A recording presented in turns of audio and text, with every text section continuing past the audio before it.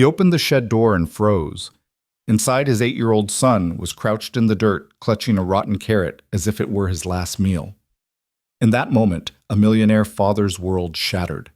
Years of silence, years of trusting his ex-wife's promises, all came crashing down in one horrific discovery: his boy had been hidden like an animal in his own mother's yard. How could a child end up caged, starved, and forgotten by everyone around him? And what would a father do once he uncovered the truth? Before we dive into this powerful story, tell us, what would you have done in his place? Drop a comment, share your thoughts, and don't forget to subscribe for more stories that reveal the strength of family and justice. Michael Grant's black SUV rolled to a stop on the outskirts of Ashwood, South Carolina, tires crunching against gravel. The town looked smaller than he remembered. Same crooked rooftops, same leaning mailboxes, the same air thick with humidity and regret. For 8 years he had stayed away, convinced that distance was better for his son. Now every mile of the drive felt like an accusation. He killed the engine and sat for a moment staring at the modest house ahead, his ex-wife's house. Once he had believed this neighborhood was safe, the kind of place where kids rode bikes until dark. But that was before the divorce, before the custody ruling that handed his son Noah over to Vanessa. Michael reached for the passenger seat. A blue gift bag sat there inside a Lego set Noah had once begged for, and a soft hoodie he thought might fit an 8-year-old boy. 8 years. He barely knew what size his son wore now. His throat tightened as he whispered to himself, "I just want to see him." The doorbell rang sharply.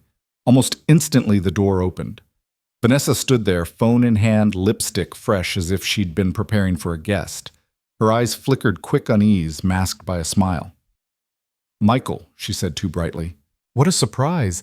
I just wanted to stop by." "See Noah." His voice was steady, but his heart hammered. A pause, barely a second, but long enough to notice.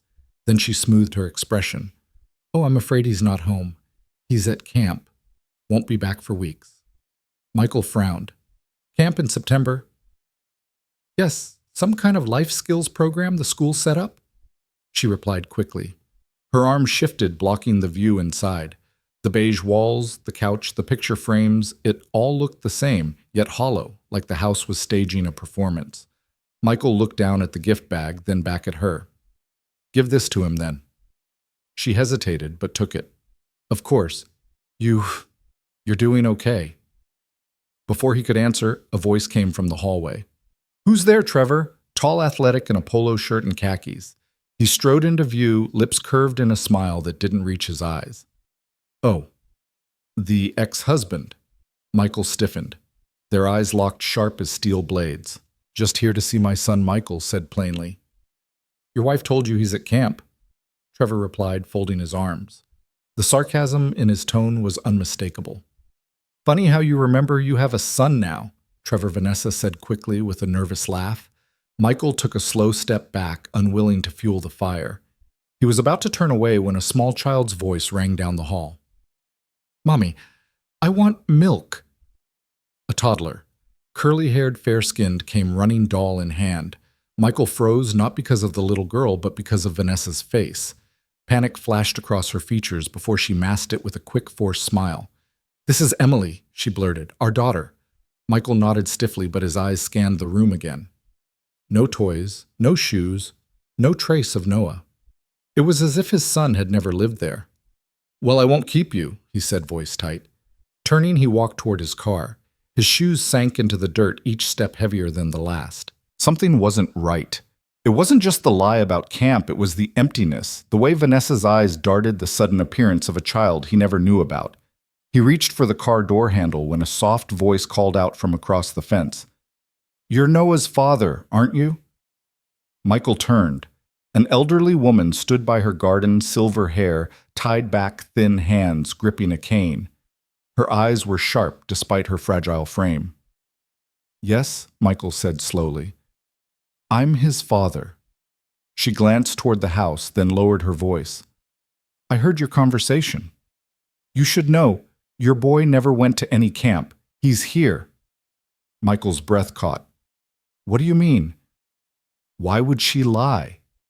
Mrs. Whitaker shook her head, lips pressed thin. "I can't answer that. But I've lived long enough to know when a child needs saving. The wind shifted, carrying the scent of damp earth. Michael followed her gaze toward the backyard. Beneath the shadow of twisted trees sat a crumbling shed. Its iron door rusted, its roof sagging, a place no child belonged. "Thank you," Michael said softly. "Be careful," she warned. "Around here, folks like to keep their mouths shut." Michael walked slowly, every step an anchor dragging him deeper into dread. The air thickened heavy with silence. Then faint, almost too soft to hear, came the sound. A muffled sob. He froze. There it was again. A child's cry, swallowed down as if afraid of being punished for making noise. Michael's pulse thundered. The shed loomed closer, its warped door groaning in the breeze. His hands trembled as he reached for it, pressing both palms against the rotted wood. The hinges screamed. Inside, a boy sat curled in the corner, knees to his chest, clutching a limp carrot. His eyes were red cheeks streaked with dirt. He looked up, startled, flinching, as if expecting a blow. I'm sorry," the boy whispered hoarsely. "I didn't steal anything. I was just hungry." Michael's vision blurred. His breath caught like a knife in his chest. It was Noah, his son. Under the pale slant of evening light, Michael's throat constricted until words scraped against the back of his tongue. He dropped to his knees in the doorway of the shed, the damp earth soaking through his slacks. For a moment he could only stare, as though his eyes couldn't reconcile the frail child before him with the son he had once held in his arms. Noah's thin fingers clutched the bruised carrot like a talisman, his body drawn into itself as though bracing for the next strike. Michael's hand trembled as he extended it. "Noah," he whispered, voice hoarse with disbelief. "It's me!" The boy shrank back against the warped boards, eyes darting like a cornered animal. "I didn't do anything wrong," he stammered, his voice a rasp. "Please don't tell them. Please." Every syllable sliced into Michael's chest. He lowered his hand slowly, afraid any sudden movement might send the child further into his shell. "No one's going to hurt you. Not while I'm here." His tone softened, but beneath it lay a current of rage at himself, at the years wasted, at the mother who had promised to care for the boy. Noah's lips quivered. He searched his father's face as if testing whether this figure before him was flesh or another cruel trick of memory. Then, hesitant as a leaf trembling in the wind, he whispered, "Dad." That single word nearly broke Michael in half. His breath caught, and his eyes stung with sudden tears. He nodded hard. "Yes, son. I never forgot you. I swear it." Noah's small hand lifted, shaking as though weighed down by fear itself. When Michael's fingers touched it, he felt how cold and dry the skin was. The boy's defenses cracked. Silent tears spilled down his cheeks, cutting clean lines through the dirt. Michael wanted to pull him into his arms and never let go, but when he tried, Noah flinched violently, curling into a ball and raising his arms over his head like a shield. The motion was instinctive, practiced, as if expecting a blow. Michael froze, the horror sinking deeper. He pulled back immediately, his voice trembling. "I'm sorry. I won't touch you if you don't want me to. No one's punishing you. You're safe with me." They stayed like that for a long moment, the silence broken only by Noah's ragged breathing and the groan of branches swaying overhead. Michael sat on the dirt floor, close enough for the boy to feel his presence, but far enough to give him space. Slowly, Noah's posture loosened, his arms lowered. He risked a glance at his father. The fragile calm shattered when a voice cut through the yard like a whip. "What the hell do you think you're doing?" Vanessa's shrill cry carried across the evening air. She stormed toward the shed, her heels striking the concrete with sharp rhythm. Behind her, Trevor followed, his frame taut, with simmering aggression, eyes narrowed like a predator's. Michael rose instinctively, placing himself between his son and the approaching figures. His hands clenched into fists, though he forced them to remain at his sides. "I asked you a question." Vanessa's voice cracked, high-pitched with panic. "Who gave you permission to trespass in my yard?" Michael's gaze didn't waver. "How long have you been hiding him in here? That's none of your business." Trevor barked, his voice low and dangerous. "Get out before I call the cops." "Go ahead." Michael shot back, his own voice dropping to a steady rumble. "And make sure they bring Child Protective Services when they come." Vanessa's face blanched. "You're not allowed near him. The court order is still active." Michael reached into his pocket, pulled out his phone, and with deliberate calm began snapping photos, each corner of the pen, the rotting straw, the bruised carrot still lying on the floor. Vanessa lunged forward, her voice rising. "Delete those! You have no right to film inside my home." "You let a child live in filth and starvation," Michael said evenly, his eyes burning as he captured every frame. "And you're talking to me about rights." Trevor's jaw tightened, but he grabbed Vanessa's wrist and yanked her back. "Get inside," he muttered through clenched teeth. She jerked against his grip, furious, but he pulled her toward the house. Michael turned back to Noah. The boy's eyes were wide, darting between the adults, terror flashing with each word. Michael knelt again and spoke gently. "It's okay. We're leaving this place." "You can't—" Vanessa's scream pierced the yard. "You have no right to take him." Michael lifted his son carefully. Noah winced, a faint gasp escaping as Michael noticed a long, dark bruise running along his arm. The mark was old but unmistakable. He held the boy close, his jaw tight. "You're right. Maybe I don't have the right to take him," he said, turning his gaze toward Trevor, who stood rigid in the shadows of the porch light. "But I have every right to call a lawyer."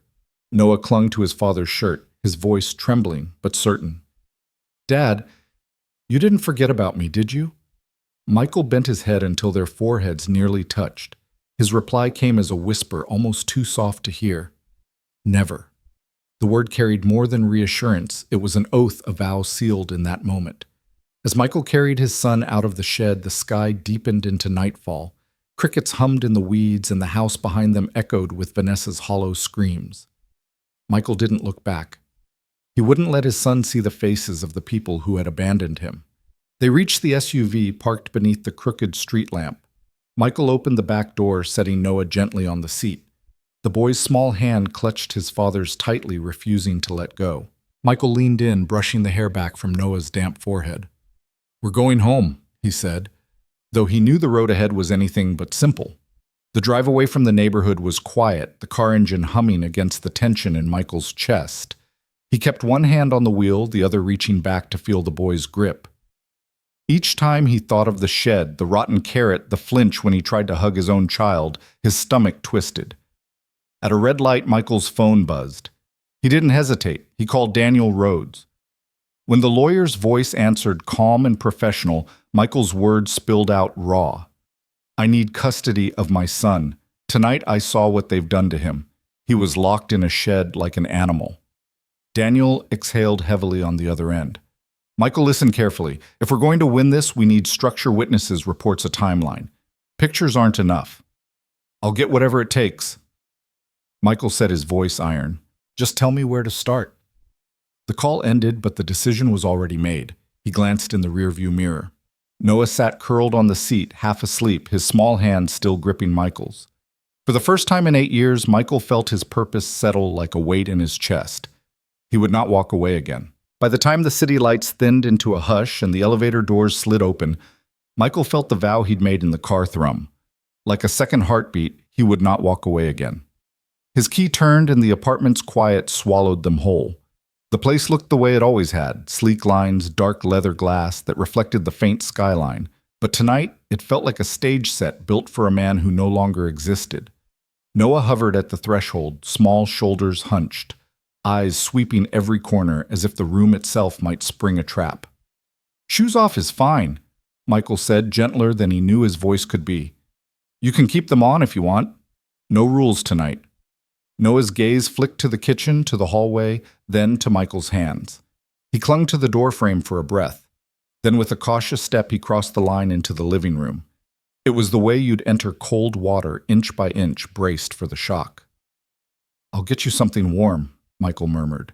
He filled a kettle, found an old mug, stilled his hands long enough to unwrap a packet of hot chocolate he hadn't used in years.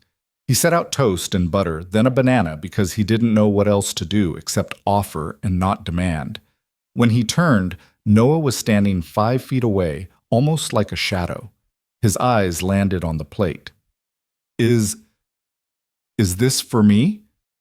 "It's yours," Michael said. "All of it." Noah reached, then stopped, fingers curling. He glanced toward the door. "Do I have to save some Michael's throat worked. No, you don't have to save anything. If you want more, I'll make more. He didn't say the other words pressing against his ribs. You never should have had to save anything. The boy sat gingerly and ate with small quick bites, eyes flicking up every few seconds to check that Michael was still there. When the kettle whistled, the sound ricocheted through the room.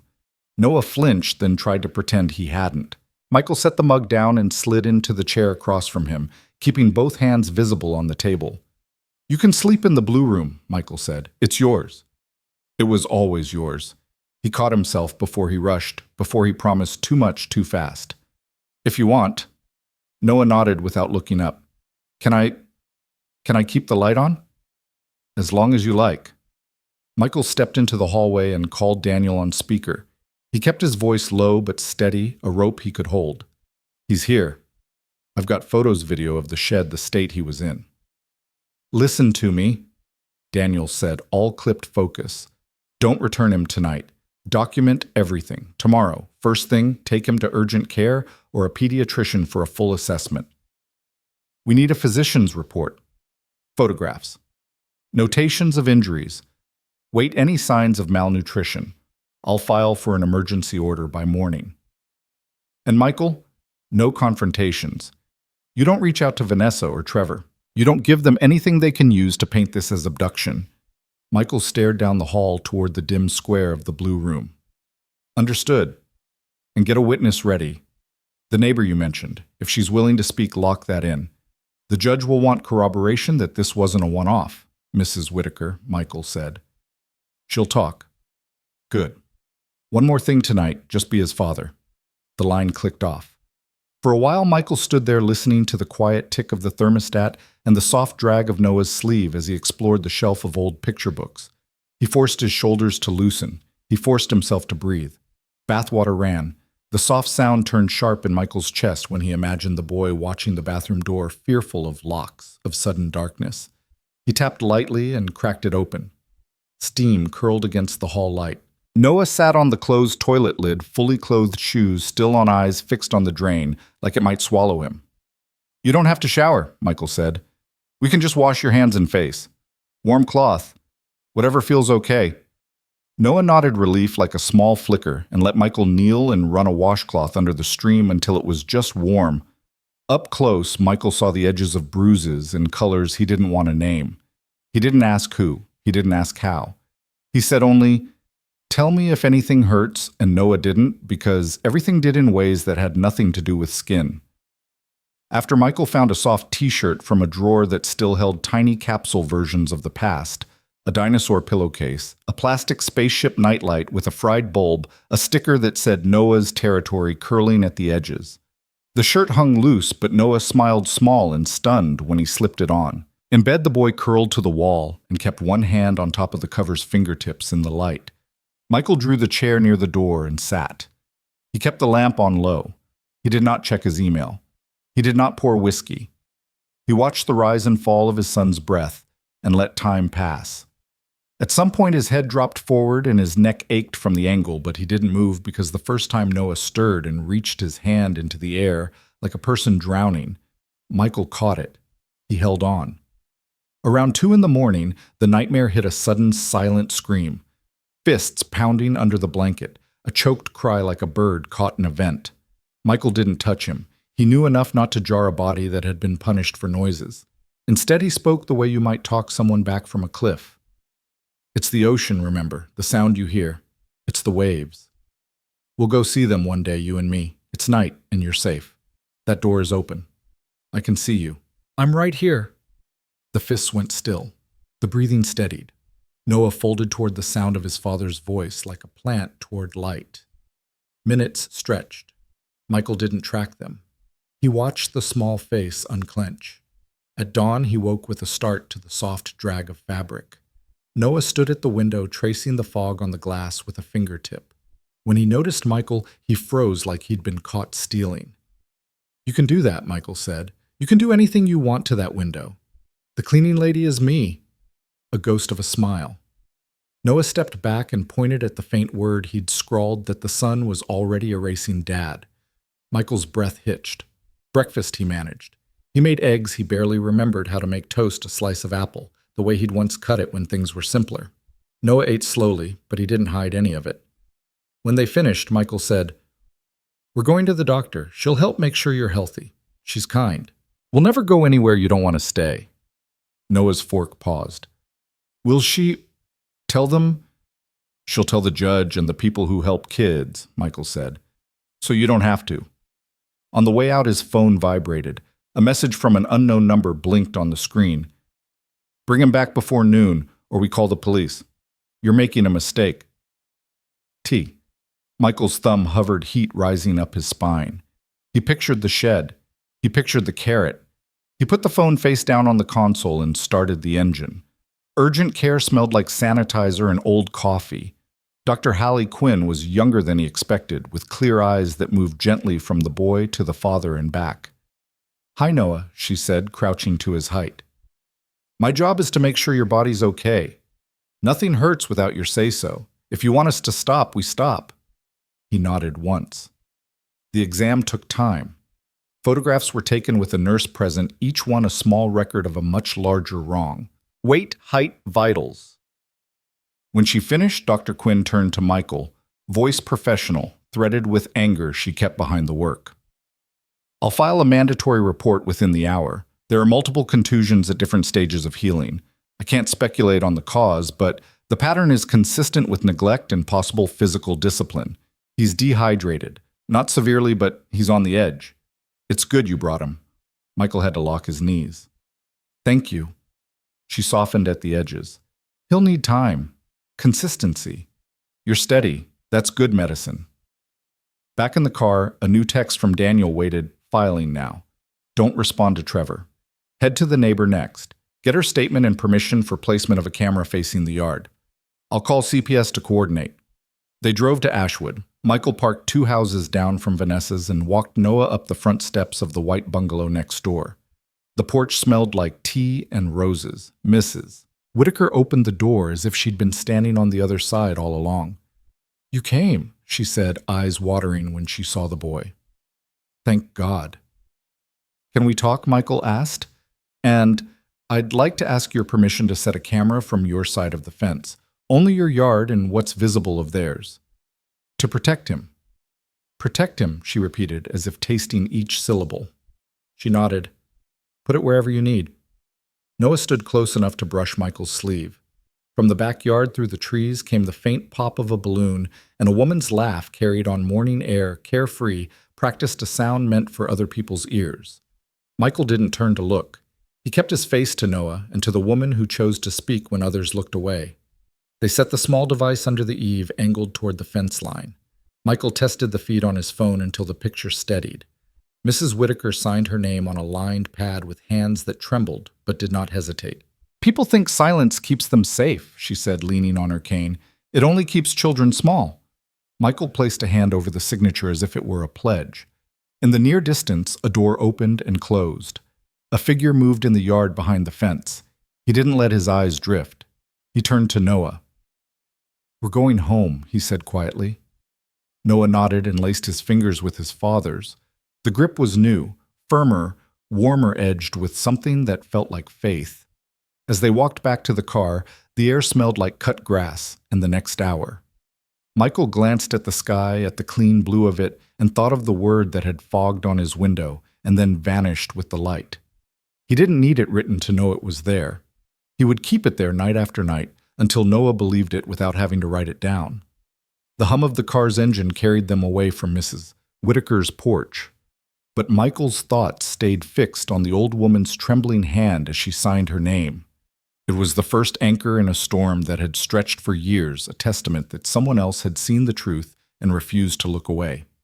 He glanced at Noah in the rearview mirror, the boy's head resting against the window, his eyes half-lidded but not asleep.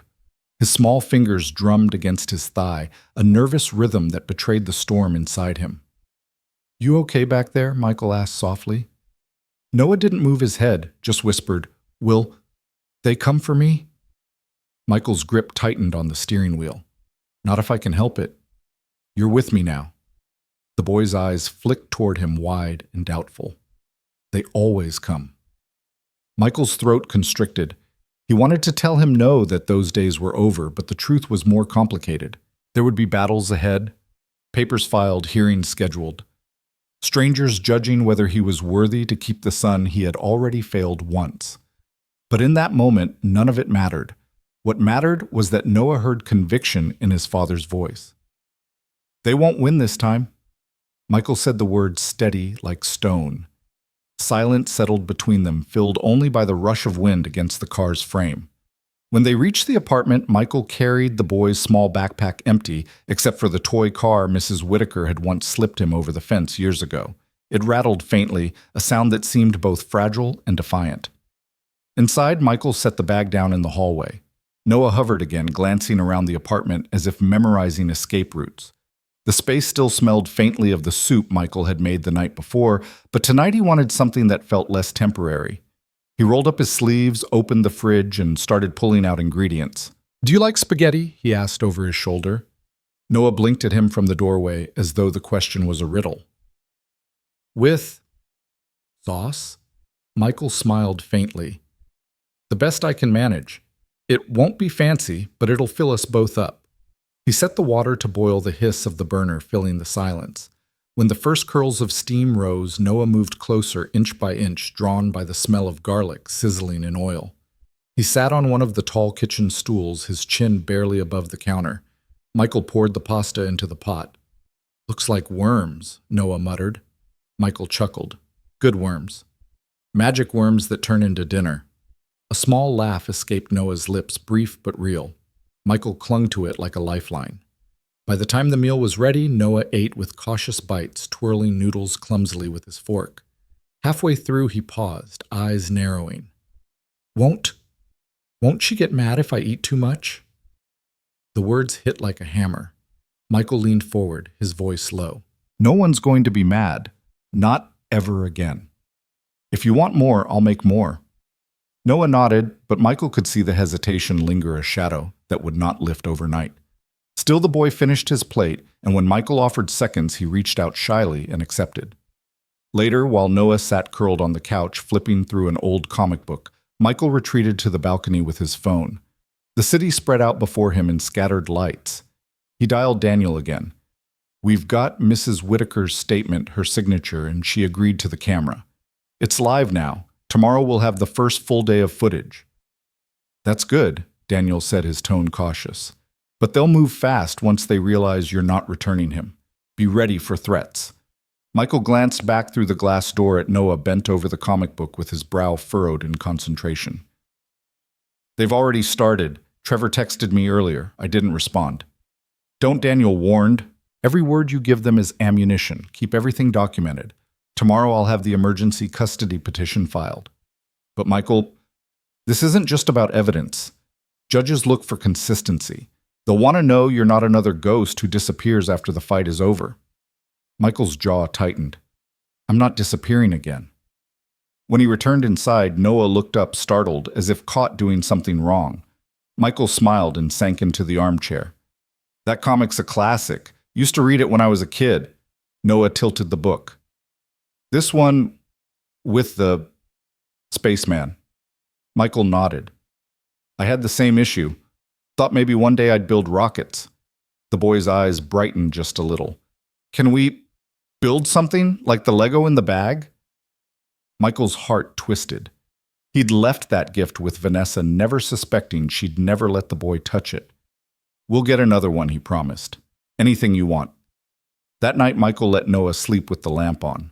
He pulled the chair into the corner of the room and stayed there, the quiet broken only by the hum of the city outside. Sometime after midnight, Noah stirred, muttering in his sleep, fists clenching at the blanket. Michael leaned forward, whispering gently, "You're safe, son. No one's locking you up. I'm right here." The boy's breathing eased. Michael stayed awake until dawn bled across the blinds. The following morning, he dressed quickly and guided Noah down the hall. The boy clutched the toy car in his pocket. Knuckles white. "Where are we going to see Mrs. Whitaker again?" Michael said. "Just for a minute. We need her help." When they arrived, the old woman welcomed them onto her porch, her eyes warm but weary. I've been thinking about that boy every hour since last night, she said, voice thick with emotion. If my testimony can keep him out of that shed, you can count on me. Noah stood close to Michael, his small fingers hooked in his father's sleeve. Mrs. Whitaker bent down, her knees creaking. You don't know me well, young man, but I know you've been through more than a child should. I'll tell the truth. They won't be able to hide you anymore. Noah didn't answer, but his eyes shimmered, and Michael could feel the boy's grip tighten. On the drive back, his phone buzzed again. Another message, return him or the police will come. You're kidnapping. This is your last chance, T. Michael's jaw locked. He passed the phone to Noah, who stared at the screen silently. What does it mean? The boy asked. It means they're scared, Michael replied. And when bullies are scared, they make threats. But we're not going back. For the first time, Noah gave a small, steady nod. He turned his gaze out the window, watching the sun spill across the rooftops, and whispered almost to himself, good. Back at the apartment, Michael received a call from Cynthia Blake, the attorney he hadn't spoken to in years. Her voice carried the same sharp edge he remembered. I've reviewed the files Daniel sent me. You have a case, stronger than most I've seen. But we need more consistent evidence over several days' medical record school reports. Every detail strengthens the net. You'll have it, Michael said. I'm not stopping until he's safe for good. Cynthia paused, then added quietly, You sound different this time. I am, he said simply. When the call ended, he found Noah sitting at the kitchen table doodling with a stub of pencil on scrap paper. The boy pushed the paper across the table when he noticed his father watching. Scrawled in uneven lines was a small drawing of a house with 2 stick figures in the yard. Above them in shaky letters was a single word, home. Michael swallowed hard, blinking against the heat in his eyes. He reached across the table, covered his son's small hand with his own, and whispered, Yes, Noah, that's what we're building now. The boy's lips curved in the faintest smile, and for the first time Michael felt the silence in the room soften, no longer heavy with fear, but fragile with hope, like the first cracks of light before dawn. Morning settled over the city with a soft gray light that pressed against the glass of Michael's apartment. The night before had been calmer than the first, though sleep still came in fragments. Michael had stayed awake long after Noah drifted off, watching the boy's chest rise and fall, telling himself again and again that the nightmare was no longer in the shed, but in the memory of it. When Noah padded into the kitchen, his hair-ruffled eyes still clouded with sleep. Michael was already at the stove. The faint smell of bacon drifted through the air, and the boy froze, startled by the unfamiliar scent. Michael turned with a spatula in hand, a smile tugging at his face. Morning, champ, he said gently. Hungry? Noah's eyes flicked from the pan to his father, unsure as though the simple question carried hidden traps. Do I have to eat now? You eat when you want, Michael replied. But I made enough for both of us. The boy slid onto a chair, legs dangling. He watched as Michael set a plate before him, scrambled eggs, toast a small slice of bacon. Noah's hands twitched toward the food, then stopped. If I don't finish it, will you be mad? Michael crouched down to eye level, his tone steady. I'll never be mad about that. If you're full, you're full. You don't have to hide bread in your pockets anymore. Noah's head dropped, shame flickering across his features. But then he took the fork, speared a small bite of egg, and ate. Michael sat across, forcing himself not to watch too closely, not to make the boy feel studied. Still, when Noah cleared half the plate and left the rest untouched, Michael smiled. It was more than he had dared to hope for. The phone buzzed against the counter. Michael snatched it up quickly, shielding it from Noah's sight. Another message. Last chance. Return him now or we make this official. You'll regret it. Signed only with the letter T. Michael's jaw tightened, but he slid the phone face down without a word. Instead, he asked, Do you want to take a walk later? There's a park nearby. We could get some air. Noah hesitated, then nodded. If it's not too far. It's close, and we'll stay together the whole time. The boy's gaze softened as if that promise mattered more than the park itself. By late morning, they stepped into the open air. The park spread with patches of grass still damp from dew. Children chased each other near the swings, their laughter bright and careless. Noah clung to Michael's side, his eyes darting nervously across the open space. "You're safe here," Michael murmured. "We don't have to stay long. Just a walk." Noah's hand gripped his father's tighter, but with each step his shoulders eased fractionally. They stopped at a bench near a pond where ducks glided across the water. Noah watched in silence for a while, then whispered, "They don't have cages." Michael's chest ached. He drew in a slow breath. "No, they don't. They're free." A pause, then Noah turned his voice, almost pleading.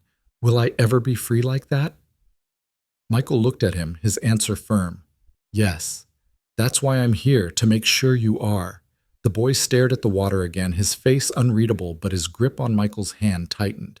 When they returned home, Michael found Daniel's email waiting with attachments. He printed them out, the emergency custody petition, the list of supporting evidence, and the affidavits to be signed by witnesses. The words blurred slightly as he read them, not because he didn't understand, but because the weight of it pressed heavy. That afternoon he called Mrs. Whitaker again. Her voice was steady this time, less tremor, more resolve.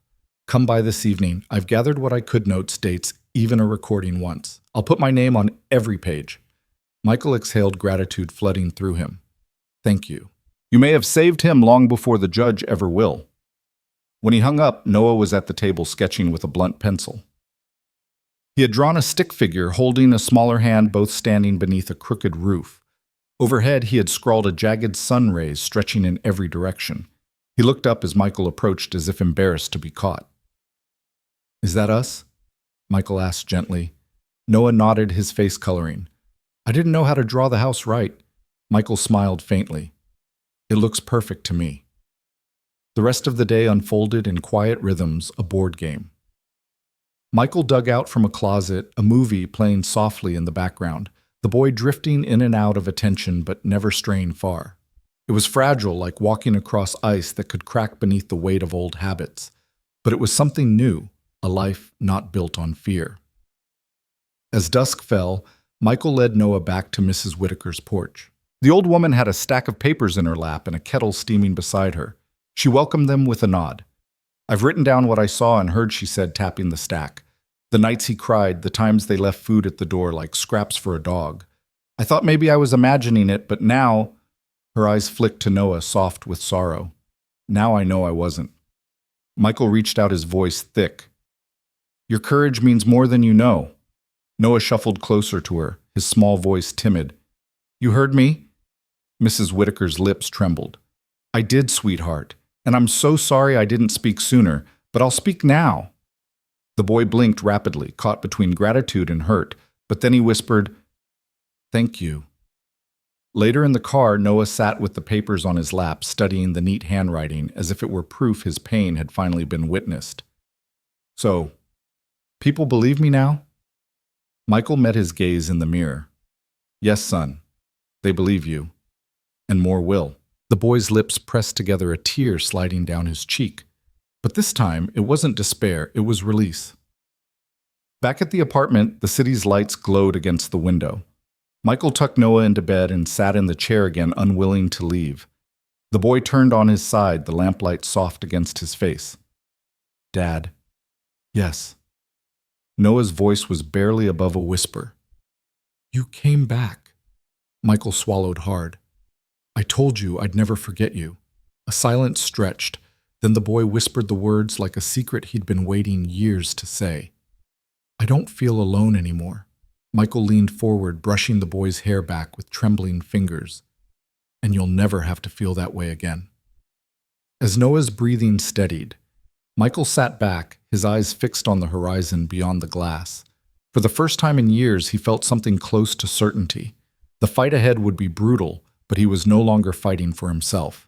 He was fighting for the boy asleep in the next room, and nothing, not lies, not threats, not even the weight of his own past failures could turn him back now. The rain came down hard the next morning, drumming against the windows of Michael's apartment like an urgent reminder that the world outside was waiting. He stood in the kitchen, his palms braced on the counter, staring at the phone glowing with unread messages. Each one bore Trevor's threats, some blunt, some dressed as warnings. "You're making this worse. Bring him back before the police do. Think about your reputation." Michael scrolled, jaw tight, then pressed the screen dark. Reputation meant nothing now.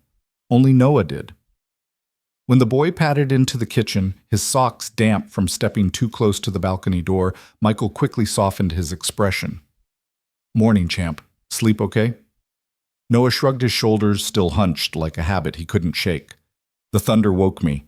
Michael nodded, handing him a warm mug of milk. "Thunder can't hurt you. It just makes noise to scare people." He crouched a little to meet his son's eyes. "But noise isn't danger. Not anymore." Noah studied him for a moment, then sipped the milk, the steam rising between them. After breakfast, Michael spread papers across the dining table, witness notes, medical reports from Dr. Quinn and Mrs. Whitaker's affidavit. Each sheet was a brick in the wall he was building against Vanessa and Trevor. He glanced at the boy doodling with his pencil at the far end of the table. The sound of graphite scratching paper filled the silence. The phone rang. Daniel's name lit the screen. Michael answered quickly. "I filed the emergency custody petition," Daniel said, "but we'll need to move carefully. Clarissa and Trevor." "Vanessa." Michael corrected, his voice edged. "Right, Vanessa and Trevor will fight back hard. They'll try to paint you as unstable, absent, unfit. But we've got strong ground. I need you to keep gathering steady evidence. No outbursts, no contact with them. Everything goes through me." Michael's eyes flicked to Noah, still bent over his paper. "What's the timeline?" "Soon. Family Services has been alerted. They'll likely visit her property within days. Your son can't go back there in the meantime. Keep him with you and keep him safe." "I'll do both," Michael said firmly. After the call, he moved around the table, lowering himself beside Noah. The boy slid the paper toward him. On it was a drawing of two stick figures standing in the rain, one taller, one smaller, both holding an umbrella that tilted heavily to one side. Over their heads, Noah had written just two words: "Stay safe." Michael's throat tightened. "That's what we'll do, together." The day passed slowly. Rain softened to drizzle the city, muted by gray. Michael took Noah to a small bookstore down the block. The bell above the door chimed the smell of paper and dust wrapping around them. Noah lingered by the shelves, fingertips brushing spines as though afraid to touch too much. "Pick something," Michael said, his voice light. "Anything you like." Noah hesitated, glancing up. "Anything? Anything." He finally chose a thin paperback with rockets on the cover. Michael bought it without comment, but when Noah carried it out of the store, his small hand clutched it tightly, the way he once clung to scraps of bread. That evening, as twilight pressed against the windows, Michael heated soup and bread. They ate quietly, then Noah curled on the couch with the new book. Michael sat across, watching the boy's lips move as he traced each word. The image filled him with both pride and grief. Pride for the child's resilience, grief for every year he'd missed. A sharp knock rattled the door. Michael stiffened. He set his spoon down slowly and rose, pressing a finger to his lips so Noah would stay quiet. He approached the door, heart thundering. Through the peephole, he saw a man in a dark raincoat holding a clipboard flanked by another in uniform. Family Services. Michael opened the door. The man introduced himself, his tone polite but formal. "We've had a report filed. We need to verify the child's welfare." Michael nodded, stepping aside. "Of course." Noah's eyes widened from the couch. He set the book down, body stiff, prepared to flee. Michael crouched beside him, hand gentle on his shoulder. "It's okay. These people are here to help, not hurt. They need to make sure you're safe." The boy's breathing quickened, but he nodded, pressing close to his father. The agents asked questions about food-sleep routines. Michael answered calmly, showing them the fridge, the bedroom, the medical report already filed. They asked Noah if he felt safe. His eyes darted to Michael. "You can answer?" Michael whispered. Noah licked his lips, voice low. I feel safe here." The words hung heavy, fragile but powerful. The agents scribbled notes, then closed their folders. "We'll be in touch," one said, glancing at Michael. "Keep him with you until further notice." When the door shut, Michael leaned against it, exhaling hard. Noah edged closer, his small hand slipping into his father's. "Did I do it right?" he asked. Michael knelt, pulling him into a gentle embrace. "You did it perfectly. You told the truth. That's all you ever have to do." Later, when Noah had fallen asleep with the rocket book beside him, Michael stood on the balcony, phone pressed to his ear. Daniel answered on the first ring. They came, Michael said. I know, they called me right after. This is good. It shows cooperation. It shows you're not hiding anything. Michael stared at the skyline, his voice steady. I'm not hiding. I'm done hiding. As the rain faded into a mist and the city hummed beneath, Michael stepped back inside. He glanced at the sleeping boy, hair tousled, breathing steady, and for the first time in years he felt a fragile kind of peace. But beneath it tension coiled, because he knew Vanessa and Trevor wouldn't rest. The storm was only gathering, and he had to be ready for the strike that would come next. The knock came just after dawn. Michael had barely slept, his body tense in the armchair beside Noah's bed. The boy had stirred twice in the night, mumbling in his dreams, and each time Michael had soothed him back into silence. Now at the sound of knuckles against the door, he jolted upright. His first thought was, they've come for him. He opened the door cautiously. Standing in the hallway was Cynthia Blake, the divorce attorney he hadn't seen in years. She wore a navy trench coat, her dark hair swept back a leather briefcase clutched firmly in one hand. Michael, she said crisply, Daniel asked me to step in. This is moving faster than any of us expected. Michael blinked, caught between relief and unease. Come in. He's still asleep. Her gaze swept the apartment as she stepped inside, noting the papers spread across the dining table, the dishes drying by the sink, the small shoes placed neatly near the door. I'll be blunt, she said. Vanessa has already filed an emergency complaint. She's claiming you abducted Noah. Michael's pulse spiked. Abducted? I found him in a cage. His voice rose harsher than he meant, and he quickly lowered it, glancing toward the bedroom door. I have evidence, photos, Mrs. Whitaker's affidavit, the medical report. That's all strong. Cynthia admitted, setting her briefcase on the table. But courts don't move on emotion. They move on procedure.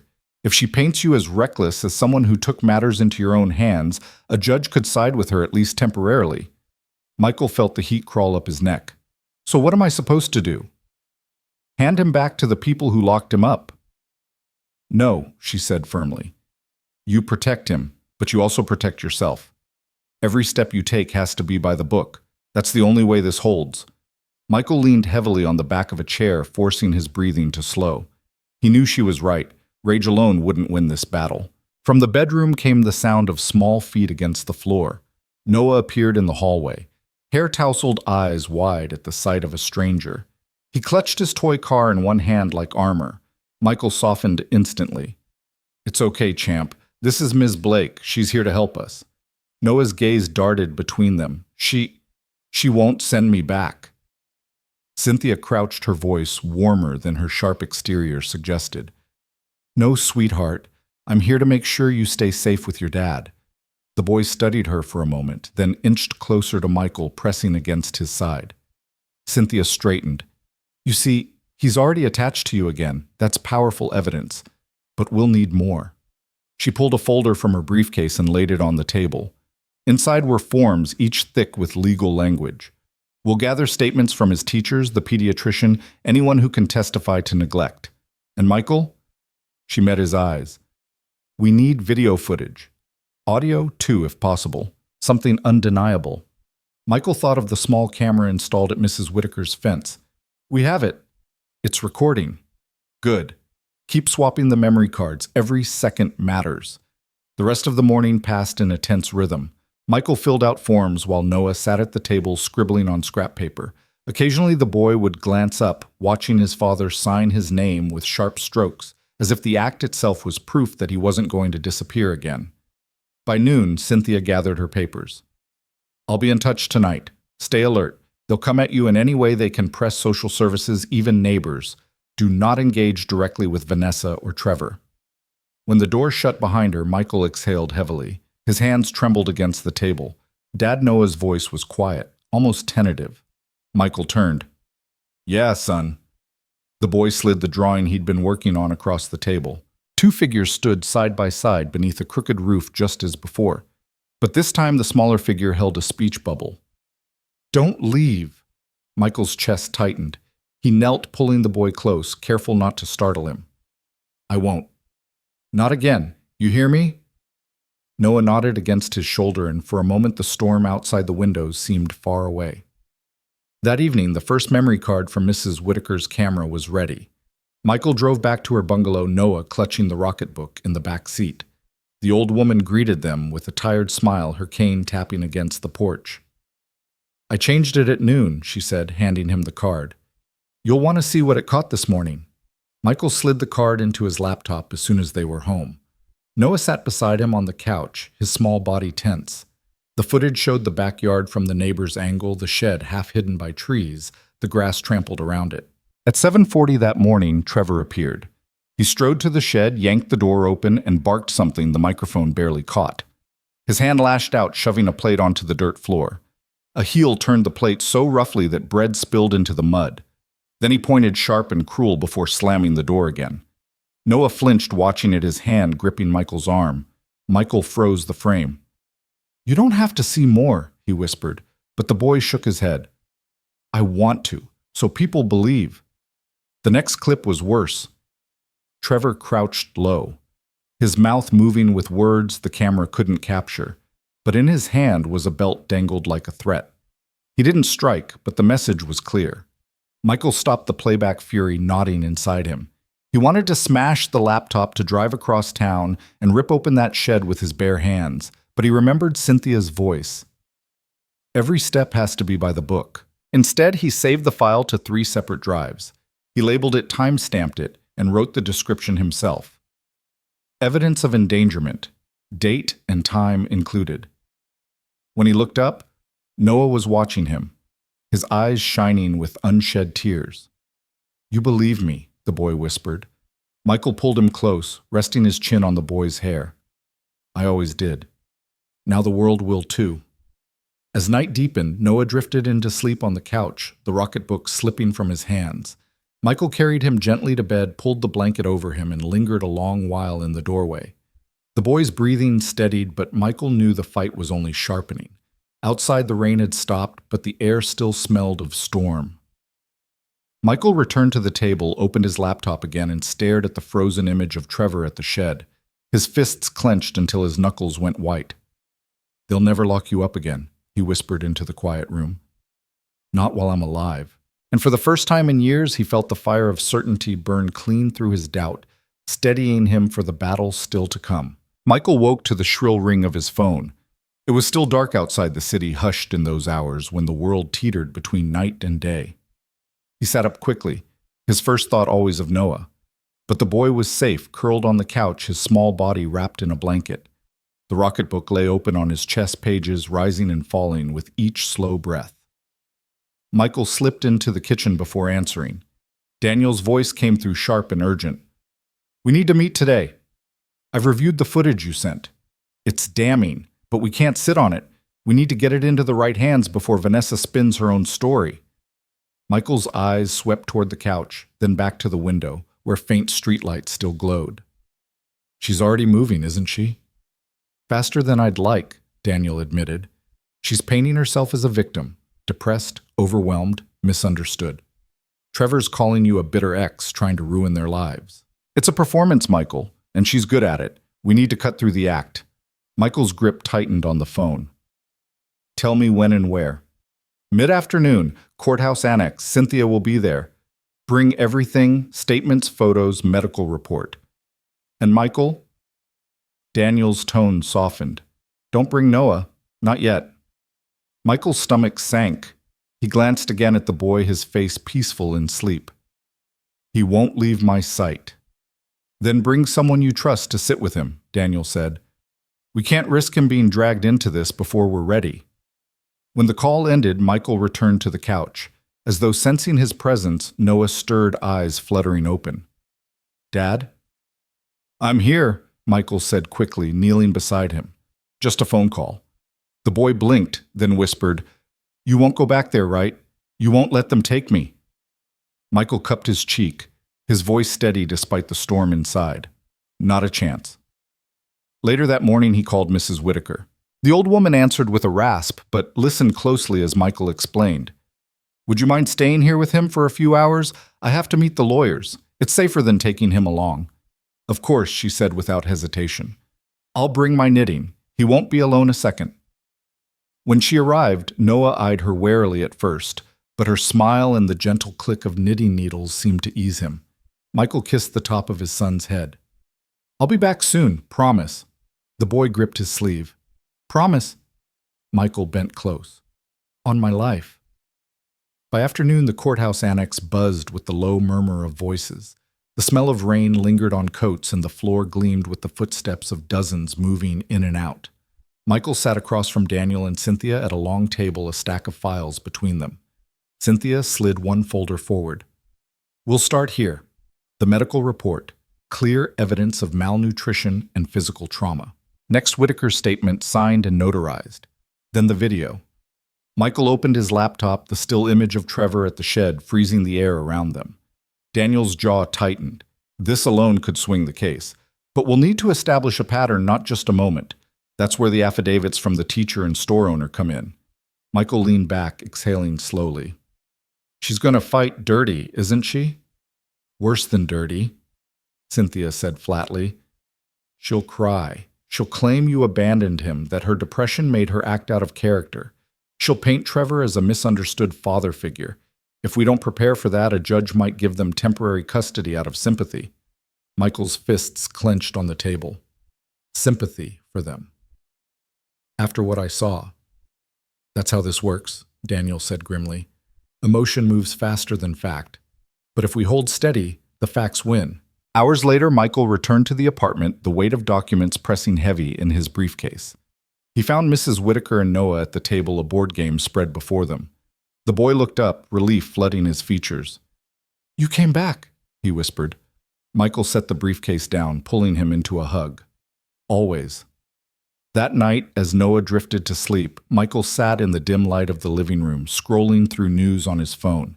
His chest tightened as he saw Vanessa's face fill the screen, an interview clip already circulating. Her hair was curled neatly, her eyes rimmed red as though from tears. "I loved my son," she was saying, her voice trembling. "But I was struggling. After Emily was born, I fell into a deep depression. I begged Michael for help, but he was gone busy with his empire. Now he's come back to take everything from me just because I remarried." The host nodded sympathetically. Trevor sat beside her, his jaw set, his hand resting protectively over hers. "All we've ever wanted," he said, "was to raise Owen as our own. But Michael won't allow it." Michael's stomach churned. He slammed the phone down on the table, his hands shaking, lies spun like silk carefully woven, meant to trap the world in their web. A soft voice drifted from the hallway. "Dad?" He looked up. Noah stood in the doorway, rubbing his eyes. "I heard you." Michael forced his breathing to steady. "Sorry, champ. Go back to bed."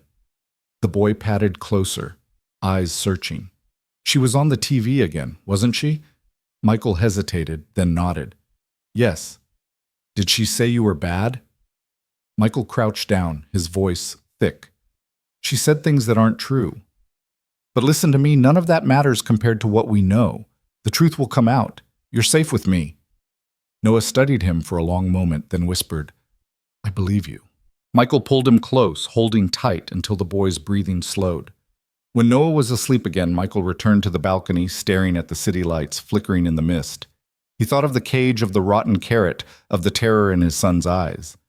He thought of Vanessa's performance on television, her voice trembling with rehearsed pain. And in that moment, he made a silent vow not only to fight, not only to win, but to strip every mask from their faces until the world saw what he had seen. Inside the rocket book lay open on the table, a pencil sketch in the margins, a small stick figure holding a balloon rising higher than the clouds. The next morning, the air in Michael's apartment was tense, heavy, with unspoken dread.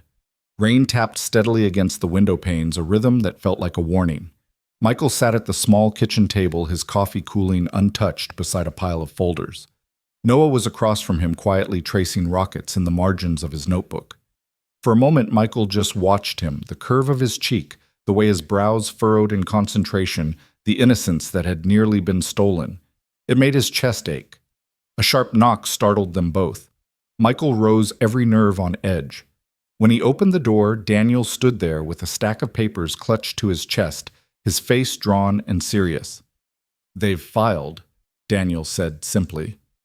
Michael stepped aside, allowing him in. Noah looked up, his pencil stilled. What's happening? Michael forced a smile. Just some paperwork, buddy. Go finish your drawing in the other room, okay? Noah hesitated, then slid off his chair and disappeared down the hall. Michael closed the door firmly before turning back to Daniel. What did she file emergency petition for custody? Daniel said grimly, spreading the documents across the table. She claims you're unstable, that you showed up unannounced, threatened her husband, and snatched Noah away in the middle of the night. Michael's jaw tightened. That's insane. None of that happened. Of course not, Daniel replied. But she's smart. She framed it so it looks like she's protecting her child from you. Judges don't like uncertainty when it comes to kids. If she convinces them you could lose temporary custody until the full hearing. Michael pressed his hands to his temples. She's turning everything upside down. Daniel leaned in, lowering his voice. That's why today is critical. We need to stay ahead of her. I've set up a meeting with a child advocate. If Noah can speak even briefly, it'll weigh heavily in our favor. But Michael, his eyes flicked toward the hallway. We have to be careful not to pressure him. The truth has to come naturally. Michael exhaled slowly, his heart pounding. He's already carrying so much. I don't want to break him. You won't, Daniel said firmly. But we need his voice. Judges trust what kids say more than anything else. Later at the courthouse, the building seemed larger than life, its marble pillars stretching high, cold air echoing with footsteps. Michael held Noah's hand tightly as they walked through the halls. The boy's eyes darted around wide with nerves. Inside a small office, a woman greeted them with a warm smile. I'm Karen Walsh, child advocate, she said, kneeling so her eyes met Noah's. You must be Noah. Noah shifted closer to Michael, his fingers tightening around his father's. Karen's voice was gentle. Would you like to sit and draw while we talk? You can tell me about your rockets. Noah glanced up at Michael, who nodded encouragingly. Slowly, he moved to the table where colored pencils were scattered. As he began sketching, Karen asked casual questions. His favorite color, what games he liked, what made him laugh. His answers were soft at first, but gradually his shoulders loosened. Then Karen's tone shifted, still soft but steady. And what about at home, sweetheart? Can you tell me what life was like with your mom and Trevor? Noah's pencil froze. The air thickened. Michael's stomach knotted, but he stayed silent, forcing himself not to intervene. After a long pause, Noah whispered, They didn't like me. His hand trembled as he drew jagged lines, scratching the paper.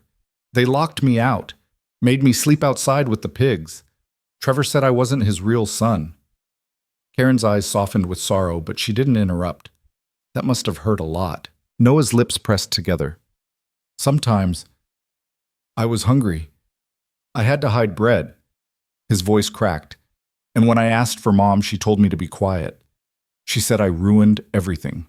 Michael's fists curled at his sides. Each word was a blade cutting deep. Karen's voice was steady, gentle as a blanket. And how do you feel here with your dad? Noah looked up at Michael, then his eyes shining with tears. Safe. The word was so small, yet it filled the room like thunder. Karen closed her notebook softly. Thank you, Noah. You've been very brave.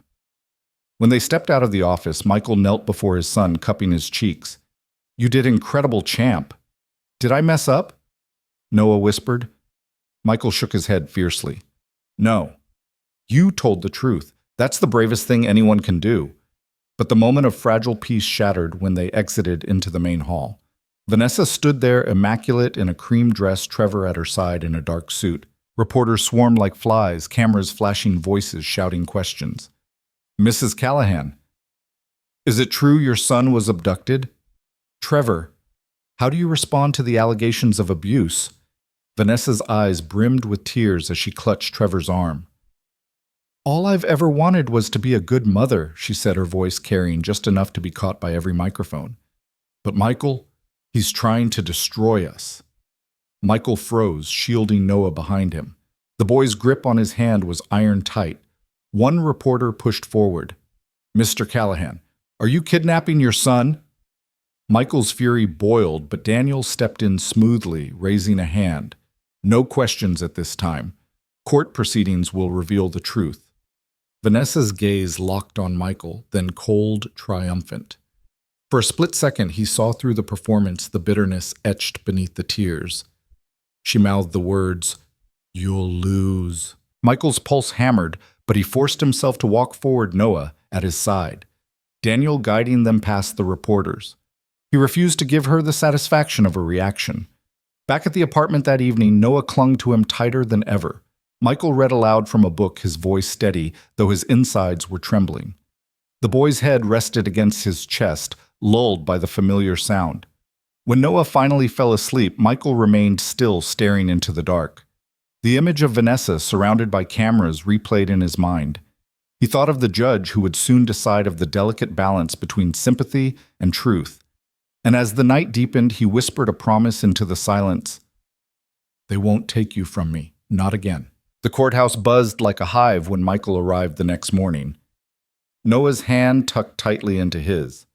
The marble floors gleamed under the harsh fluorescent lights, the scent of polished wood and coffee lingering in the air. Every step echoed with the weight of what was about to unfold. Daniel walked beside him, his tie straight, his face unreadable, though Michael could sense the tension simmering beneath his lawyer's calm. "Stay steady," Daniel murmured. "No outbursts, no matter what they throw at you." Michael nodded, though his chest burned. He glanced down at Noah, who clutched his toy rocket in one hand like a talisman. Michael squeezed his shoulder gently. "You doing okay, buddy?" "I'm scared," Noah admitted in a whisper. Michael crouched, meeting his eyes.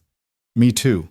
But being brave doesn't mean we're not scared. It means we keep going even when we are." Noah nodded solemnly, holding his father's gaze. That moment anchored Michael as they entered the courtroom. Inside, the air was colder, stiffer. Vanessa sat at the opposite table, her posture perfect, her pearl earrings catching the light. Trevor loomed beside her, his jaw set, his eyes sharp with challenge. Their attorney, a sharp-featured woman named Ms. Carlyle, shuffled a stack of papers, deliberately making sure every motion was seen. When the judge entered, everyone rose. Judge Harper was a tall woman with silver hair pulled back tightly, her eyes sharp and unflinching. She sat, and silence fell heavy. "Case of Callahan versus Callahan custody hearing," the clerk announced. Daniel rose. "Your Honor, my client, Michael Callahan, seeks to retain custody of his son Noah, who was subjected to severe neglect and abuse under the care of his mother and stepfather." Carlyle countered swiftly. "Your Honor, these claims are exaggerated. Mrs. Callahan has been the child's primary caregiver for years. Mr. Callahan, absent for much of that time now, seeks to undermine a stable environment out of personal resentment." Michael's fists tightened, but Daniel laid a hand on his arm, a silent reminder. The first witness was called Mrs. Peterson, the neighbor. She shuffled to the stand, her cardigan buttoned wrong, her hands shaking slightly. But her voice was steady when she raised her right hand.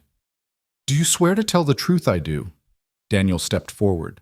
"Mrs. Peterson, can you tell the court what you observed regarding Noah's living conditions?" She adjusted her glasses. "I saw him outside late at night, shivering. Once I brought him a blanket. Another time I found him in the shed, curled up by the pigs. He was so hungry he took carrots meant for the animals." Her voice trembled. "I reported it, but nothing happened. I was scared of Trevor. He threatened me once when he saw me talking to Noah." The courtroom stirred with murmurs. Michael felt his throat tighten. Vanessa's lips thinned, her nails digging into her palms. Carlyle rose sharply. "Mrs. Peterson, you admit you're elderly and have poor eyesight. Isn't it possible you misinterpreted what you saw?" "No," Mrs. Peterson said firmly, surprising everyone with her strength. "I know what I saw. That boy was suffering." Michael wanted to rush over and thank her, but he stayed rooted, his chest heavy with gratitude. Next came the child advocate, Karen Walsh. Her testimony was calm, clinical, but deeply moving. "In my private conversation with Noah, he disclosed being locked out of the house, denied food, and verbally belittled. When asked how he feels with his father, he used the word safe. Children don't invent safety. They feel it." A hush fell over the room. The word lingered like a bell rung in still air, safe. Carlyle tried to poke holes, questioning Karen's methods, suggesting Noah might have been coached. But Karen's poise was unshakable. "Children speak from their hearts," she said. And his spoke clearly. Then came the most gut-wrenching moment, Noah himself. The judge spoke softly. Noah, would you like to tell me about where you feel happiest? Michael's breath caught as his son climbed into the witness chair, legs dangling. He clutched his toy rocket with white knuckles, glancing nervously between his parents. I like being with Dad, he whispered. He reads to me. He doesn't get mad if I spill. He hugs me goodnight. The courtroom was silent. Michael blinked hard, his heart swelling. And with your mother, the judge asked gently. Noah's lip trembled. She told me I ruined things. Trevor said I was useless. They locked me out when I was loud. I got hungry. I had to hide bread. The words cracked the air like thunder. Vanessa's face paled. Trevor's jaw twitched. Reporters scribbled frantically. Michael wanted to stand to scoop his boy into his arms, but Daniel's steady hand anchored him once more. Carlisle stood, her tone sugar-sweet. Noah, darling, sometimes memories get mixed up, don't they? Maybe you were just playing outside and it felt scary but wasn't really. No, Noah blurted, his small voice shaking but fierce. It happened. His eyes filled with tears. I don't want to go back. Gasps rippled across the courtroom. Judge Harper's expression hardened as she looked toward Vanessa. Michael exhaled, every muscle trembling. His son's truth hung in the air like a shield, fragile yet unbreakable. When recess was called, Michael knelt beside Noah, pulling him close. You were so brave, he whispered. Did I do good? Noah asked, tears streaking his cheeks. You did more than good. You were honest, and that's all that matters. As they walked out into the hallway, reporters swarmed again, cameras flashing. Vanessa stormed past, her mask of composure cracking. This isn't over, she hissed under her breath. Michael met her eyes, his voice low but steady. No, it's not. Because now everyone knows the truth. The hallway buzzed, but inside Michael felt a quiet certainty he hadn't known in years. His son's voice had turned the tide. And though the fight was far from done, he finally believed they could win. The hallway outside the courtroom smelled faintly of lemon polish and coffee gone cold. During recess, Michael found a quiet corner by the window and crouched, so he was eye level with Noah.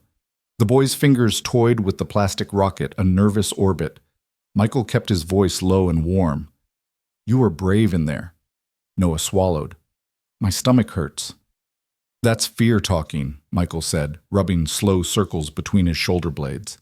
It passes. He tapped the rocket lightly. You did the hard part. The truth's in the room now. The bailiff's voice carried down the corridor. Court resumed. Inside, the air felt denser, as if the ceiling had dropped an inch. Vanessa sat straighter than before, pearls gleaming at her throat, a tissue folded neatly in her lap. Trevor's jaw worked like a man grinding hard candy to powder. Mrs. Callahan.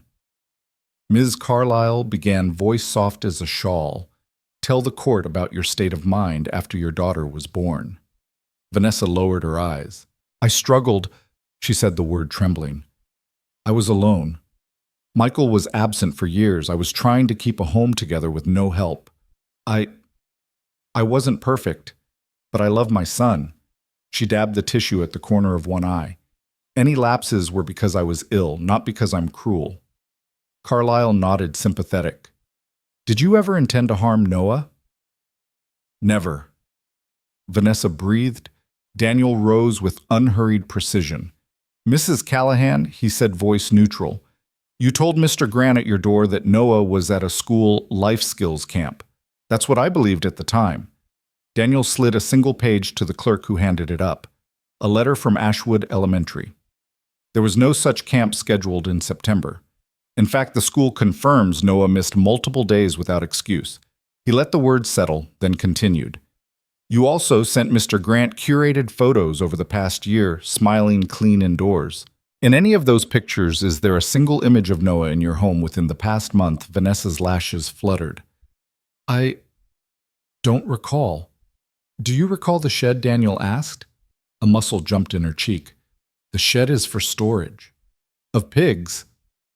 Daniel's tone didn't rise, but it sharpened. Mrs. Callahan, we have medical records indicating malnutrition contusions at different stages of healing dehydration. We have a neighbor's sworn statement of repeated nighttime crying. He gestured to the monitor. And we have this. The screen glowed to life. The courtroom dimmed slightly as the video played Trevor, yanking the shed door, the plate skidding onto dirt bread, scattering the lazy point of a heel. The volume was low, but the menace needed no sound. In the next clip, Trevor crouched close, the belt a dark line in his hand, his mouth forming words the mic couldn't catch. A hiss rose in the gallery's sharp teeth of breath. Vanessa's knuckles whitened around the tissue. Trevor went very still. Daniel kept his gaze on the judge. "We submit this as Exhibit F." Ms. Carlyle stood quickly. "Your Honor, this lacks context. What we're seeing could be—" "Context?" Judge Harper's voice cut cleanly. "I'm seeing a child being threatened in a structure used to house animals. We will proceed." Carlyle pivoted to Trevor. "Mr. Callahan, please explain." Trevor adjusted his tie eyes flat. Noah exaggerates. He had tantrums. He'd refused to come inside. I was firm. The belt was to fix a cabinet. The plate he wouldn't come when called. Daniel rose for cross. "Mr. Callahan, did you send this text?" He held up a screenshot. "Return him now, or you'll regret it. Last chance. T." Trevor didn't blink. "No. Your number ends with 57 to 14 silence." Then a curt "yes." "And did you purchase 2 months ago a set of metal bowls from Ashwood Feed and Tack?" Daniel held up a receipt, the logo crisp. "For dogs. Or pigs." Trevor's lips thinned. "Lots of people buy bowls." Daniel leaned in just a fraction. "Is Noah your son, Mr. Callahan?" Trevor let out a harsh breath. "Biologically, no." "And did you at any point say to him, 'You're not my kid'?" Trevor's control slipped. "He isn't my kid." The words cracked like a board. Gasps rippled. Vanessa reached for his sleeve too late. The gavel struck once, then twice. "Enough," Judge Harper said. The quiet that followed was the stillness after lightning. From the first row, the neighbor straightened Eleanor Whitaker, listed in older school files as Eleanor Peterson, a correction Cynthia had already filed that morning. Her presence, small and steadfast, steadied Michael like a hand at his back. The judge glanced at the clock, then at Noah, who sat with the child advocate hands cupped over the rocket as if it might float away. "Here is my interim ruling," she said, voice measured. "Noah will remain with his father pending full hearing. Supervised visitation for Mrs. Callahan through Family Services. Mr. Trevor Callahan is barred from contact. Child Protective Services will conduct an immediate home evaluation. Additionally, there will be a temporary gag order. No media statements from any party. We are not trying this case on television." Vanessa's mouth fell open in a silent protest that never found air. Trevor stared straight ahead, jaw pulsing. Michael exhaled so deeply his ribs ached. He did not look at Vanessa. He looked only at his son. In the hallway afterward, the press still swarmed, hungry but held back by the bailiff's raised palms. Someone shouted Michael's name. Another called Vanessa a liar. Trevor cut toward the cameras with a predator's focus, then hesitated, remembering the judge's order. His eyes found Michael, and for a second, the mask dropped. What stared back was not fury, but something colder loss sharpened into a blade. At home, the afternoon light slanted warm across the kitchen tile, as if the sun itself had decided to witness gentler things. Michael tied on an apron he'd never used and mixed batter, because pancakes felt like the opposite of court. Noah stood on a chair beside him, solemnly tipping chocolate chips into the bowl. A few scattered onto the counter, and Noah froze, every muscle braced for a reprimand that didn't come. Michael nudged one chip toward him with a fingertip. "Official rule," he said. "If a chip jumps, we eat it." A small smile flickered, then held. Noah popped it into his mouth. "Can we leave the lamp half off tonight?" he asked. "Not all the way on." Michael let the beat of that sink in. "Half off," he agreed. "You call it." They ate at the table with the window cracked to let in a piece of sky. The rocket book lay open, not as a shield now, but as a story. Noah traced a picture with a crumb-dusted finger. "Do rockets come back?" he asked. "If they have a good ground crew," Michael said, and when Noah raised an eyebrow, he added, "That's me." When the dishes were stacked to dry, a soft envelope slid under the front door with the sound of a whisper. Michael picked it up, wary. No return address, only his name in a careful hand. Inside lay photocopied pages, notes in a looping script. Student observation. Noah C., often tired, arrives without lunch, reported to administration. A sticky note clung to the first page. I didn't know who to give this to before. Ms. Alvarez. Beneath it, a receipt from Harris Grocer with a shaky signature and the quick scrawl, saw him take dog treats. Thought it was for a pet. Realized too late. Michael set the papers on the counter and pressed his palm over them like you might over a wound that finally had a bandage. In the bedroom doorway, Noah lingered, lamp glow carving a thin halo around his hair. Is everything okay? More people are telling the truth, Michael said. That's what okay looks like. Noah nodded, the movement small and sure, and climbed into bed. When Michael turned the lamp to its middle click, the room softened into a twilight that felt chosen. He sat in the chair not because he had to, but because he wanted to, and listened to his son's breathing find an easy rhythm. Somewhere in the building, a pipe ticked a familiar settling. Outside, the city sighed. Michael's phone buzzed once on the counter and fell silent, the world trying to intrude, then thinking better of it. He let it sit. He had at last something more important to hold. Before sleep took him in the chair, he looked at Noah's open hand on the quilt and thought of all the things the court could not measure, how safety feels against skin, how a small body loosens when it believes the night will pass without a door slamming. He thought of rockets and ground crews, and the fact that some returns are not miracles but choices repeated every quiet hour. I'm here, he whispered into the dim, a promise that didn't need a gavel to make it binding. I'm here. The morning after the ruling, Michael woke to the sound of soft footsteps in the kitchen. For a moment his heart surged with alarm, but when he rose and padded down the hallway, he found Noah sitting cross-legged on the floor, the rocket clutched in his hands like a compass. The boy had dragged a cereal box from the counter, its contents spilling in a crooked trail across the tiles. He looked up startled, as if caught trespassing in his own home. I was hungry, Noah said quickly, voice thin, braced for reprimand. Michael crouched and gathered a handful of the loops, dropping them back into the box. You don't have to explain. If you're hungry, you ask. And if I'm sleeping, wake me up. That's what dads are for. Noah blinked, uncertain, then nodded. Okay. Michael poured them both bowls, setting one in front of Noah, and the boy ate slowly at first, then faster as though testing the edges of permission. The quiet hum of the refrigerator filled the room steady as a heartbeat. For Michael, it felt like the first time in years the kitchen had the right sound in it, domestic ordinary safe. But safety was fragile. When Michael checked his phone later, he saw a cluster of missed calls, most from unknown numbers. One voicemail came from Daniel. Expect pushback. Trevor's lawyer may attempt to file a countersuit. Don't engage. Call me before you respond to anyone. Michael set the phone down with a deliberate calmness, refusing to let Noah see his pulse quicken. He reminded himself 1 hour at a time. By mid-morning, there was a knock at the door. Not sharp, not hostile, just steady. Through the peephole, Michael saw a woman in a gray coat holding a clipboard, Child Protective Services. He opened the door with Noah tucked behind him. Mr. Grant, the woman asked. I'm Ms. Hollis. I've been assigned to evaluate Noah's home environment. Michael let them in. The inspection was thorough, kitchen cupboards, fridge, bathroom, bedroom, fire escape. Noah trailed silently, eyes darting as if waiting for Ms. Hollis to find fault. When she asked him to show his room, he hesitated, then tugged her sleeve toward the small space Michael had tried to make warm, a desk with new crayons, the lamp half clicked the bed, with its quilt smoothed. Do you feel safe here, Noah? She asked gently. Noah's eyes flickered to Michael, then back to her. Yes. A pause, then firmer. Safer than before. Ms. Hollis made a note and smiled softly. That matters. When she left, she touched Michael's arm. These cases are rarely clear, but your son's eyes tell more than paperwork. Keep doing what you're doing. The words steadied Michael, though he knew battles still loomed. That afternoon, Cynthia arrived with another envelope.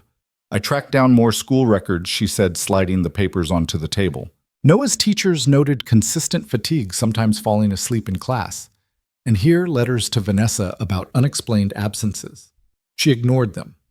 Michael leafed through the documents, his jaw tightening.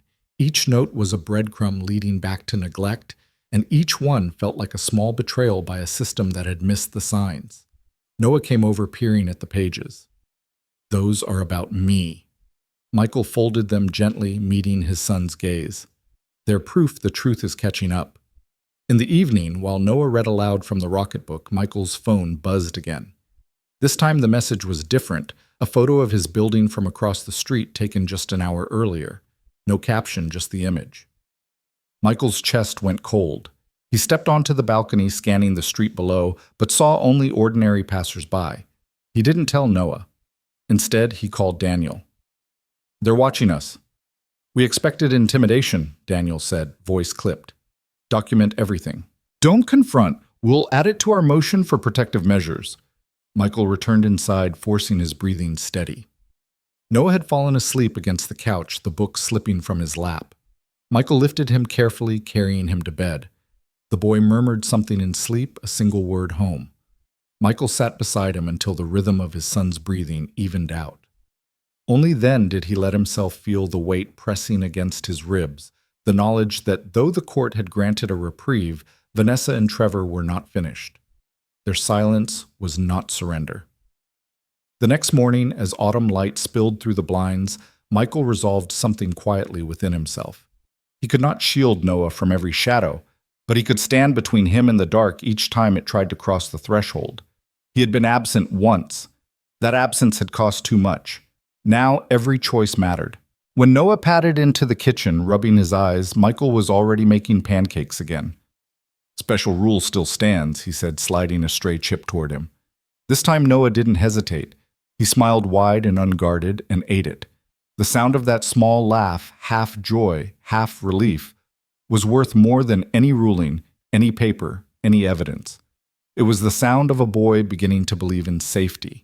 And Michael, listening to it, felt the fragile but undeniable truth belief could grow roots even in fractured ground. Michael didn't notice the tremor in his hand until the pen rolled across the kitchen table and clicked to the floor. He bent to pick it up, pressing his palm flat to steady the shaking. The apartment smelled faintly of syrup and dish soap. The lamp in Noah's room left at its middle click, the way the boy liked it now, half shadow, half light, a compromise between fear and sleep. From the hall came the soft scrape of crayons. Noah was coloring rockets again, the paper tilted at the same careful angle every time. "You okay?" Noah asked without looking up. "I am Michael," said, surprised to hear how true it sounded. "Just thinking." He stacked the morning's pages into a neat pile, CPS's visit notes. Dr. Quinn's preliminary report, copies of Mrs. Whitaker's affidavit. The paper weight felt like ballast in his hands. The phone buzzed. "Daniel." "2 stops today," Daniel said. "First Ms. Alvarez, she's ready to hand over her observation log. Then Harris Grocer. He says he found something on an old camera. Meet at my office after." "What about them?" Michael asked, meaning Vanessa and Trevor. "Gag order holds," Daniel answered. "No statements, no performances. That works for us. Just keep your head. If you spot Trevor within 100 yards, call me first, then the police. The order is clear." Noah had drifted to the doorway, crayon capped between his fingers. "Are we going somewhere?" "We are," Michael said, crossing to squeeze his shoulder. "Errands. And then burgers if you want." "Can I get pickles?" Noah asked, suspicion melting into a half smile. "Double pickles," Michael said, non-negotiable. They drove beneath a canopy of thin autumn sun leaves, skittering along the curb like startled birds. At Ashwood Elementary, the parking lot was mostly empty. A lone custodian hosed down the sidewalk. Ms. Alvarez stood near the side entrance in a slate cardigan, a manila folder clutched to her chest like a fragile animal. Her face was younger than Michael expected, but her eyes looked older, tired, in the particular way of someone who had been right too early and alone too long. "Mr. Grant," she said, voice tentative. "Michael," he corrected. "Thank you for meeting us." Noah hung back a step, half behind Michael's hip. Ms. Alvarez crouched a little, careful not to crowd him. "Hi, Noah. I used to see you in the mornings last fall. You liked the green chalk." She opened the folder and without drama revealed lined pages in tidy script. "I wrote things down because I didn't trust my memory. Dates, notes. You'd come in with your jacket zipped in 90 degrees, you'd fall asleep during reading. Sometimes you didn't bring lunch. I reported it to administration. They sent a letter. No one followed up." Her throat worked. Guilt flickered across her face. "I should have pushed harder." "You're pushing now," Michael said. "That's what matters." She exhaled shakily, then slid a small thumb drive free from the folder's pocket. And this? A photo from a class art day. We made safe places collages. Most kids pasted trees and dogs. Noah glued a picture of a door with a lock on it and wrote open. I didn't know what to do with that then. I do now. Noah's eyes fluttered to the drive, then away.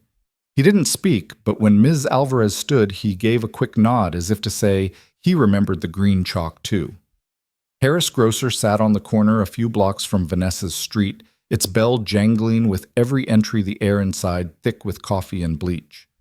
Mr. Harris emerged from behind the counter, a heavy-set man with anxious hands and a habit of looking over each shoulder before he spoke. I've been feeling sick about this, he said, lowering his voice. You ever get that pit because you saw something and told yourself you didn't? I told myself the kid was buying treats for a dog. He slid a plastic bag across the counter. Inside was a labeled USB. Camera points toward the bulk bins. Night after close, sometimes the motion sensor triggers. 3 weeks back on the backup server, I saw him in one clip small in a torn jacket taking from the dog bin and then running. I didn't stop him. I didn't even call out. He lifted his eyes, pleading. You can tell the judge I said it plain. I should have known. I know now. Michael took the bag as if it were glass. Thank you, he said, and meant it.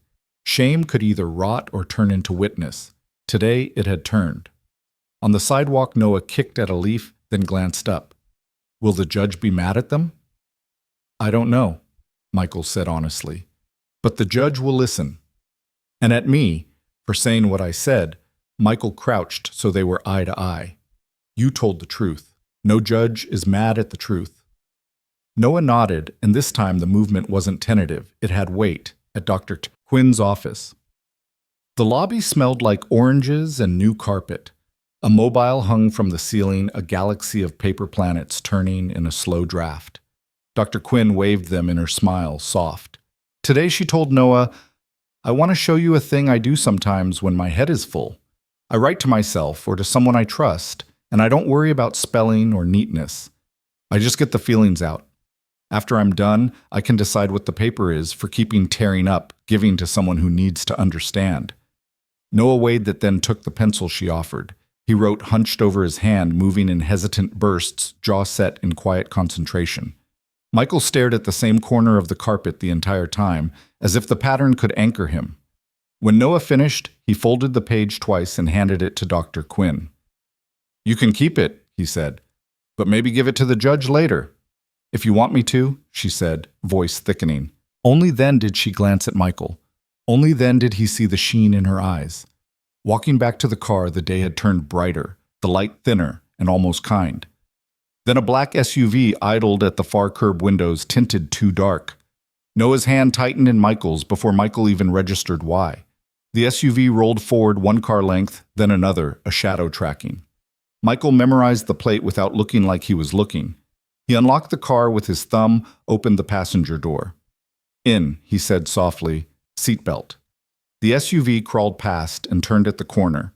Michael lifted his phone, took 4 quick photos, street tail light plate, as it angled the empty block once it was gone. He hit send to Daniel with 2 words, possible violation. Daniel's reply came almost instantly. Got it. Good. Log time, place. If it's Trevor, it'll hang him. If it's not, it still helps. Back at Daniel's office, the conference table became a low mountain of proof. Cynthia arrived with her quiet storm of competence, arranging items into sleeves, Ms. Alvarez's log with dates flagged in yellow. Mr. Harris's clip grainy but unmistakable burned to a disc. Mrs. Whitaker's affidavit with her spidery signature. The CPS home check. Dr. Quinn's report and her sealed envelope marked with Noah's initials. Daniel added the text threats, the stills from the shed video, the school's no camp letter, and the new photos of the black SUV. Pattern. Cynthia said a single word that sounded like a verdict. Neglect, isolation, threat, witnesses, support. Michael ran a forefinger along the binder's spine. Is it enough, he asked, hating the thinness in his voice. It's more than enough, Daniel said, then amended with a lawyer's reflexive caution for a sane judge. And we've got one. They were quiet for a beat. In the silence, Michael heard the small clock on Daniel's bookshelf, a steady tick that felt mercifully indifferent to human mess. At home, Noah pushed his burger plate away after 2 bites and looked guilty about it until Michael slid the pickles onto his own bun and said, "I'll take the overflow," like a man who had always eaten extra pickles on purpose. Noah laughed, the kind of sound that doesn't check itself first, and the room changed temperature. "Want to hear something weird?" Noah asked later, lying on his stomach on the rug, chin in his hands. "Always. When I think about sleep, I see the shed. But when I close my eyes now, sometimes I see pancakes." He snorted, embarrassed by his own thought. "That's dumb." "It's perfect," Michael said. "Brains like replacements. Keep feeding it pancakes." Noah nodded solemnly as if he'd been given a manual. When the boy was in bed and the lamp clicked to its softest middle glow, Michael opened the dishwasher, then closed it again without loading a single plate. He pulled the binder from his bag and set it on the table. He ran his palm over the cover as if warming it, then sat and wrote a single page in his own hand, the one document in the whole stack that didn't have a signature line or a court stamp. It wasn't addressed to the judge. It wasn't even for Daniel. It began, "Noah, if you ever wonder whether I saw you, I did. If you ever wonder whether anyone believed you, they did. If you ever wonder whether I came back, I am here. Love, Dad." He slipped the page into the back pocket of the binder like a talisman, not evidence, but anchor. His phone buzzed once more. Daniel again. "Supplemental filing set for 9 a.m. Wear whatever pancakes feel like." Michael smiled despite himself. He walked to Noah's doorway and leaned against the frame. The boy had turned in his sleep, palms open on the quilt, the way children who trust the night sleep. Outside, the city breathed in long, even pulls. Somewhere a siren sighed and faded. The plate number he'd memorized floated to the surface of his mind, and with it a thread of anger he refused to let turn to fear. He turned the lamp down 1 notch and left the door open. On the table, the binder waited, a quiet, heavy thing.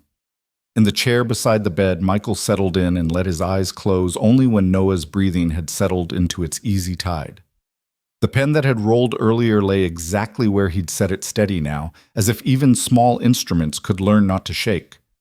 The courthouse hallway smelled faintly of varnish and old paper, the air humming with footsteps and whispers.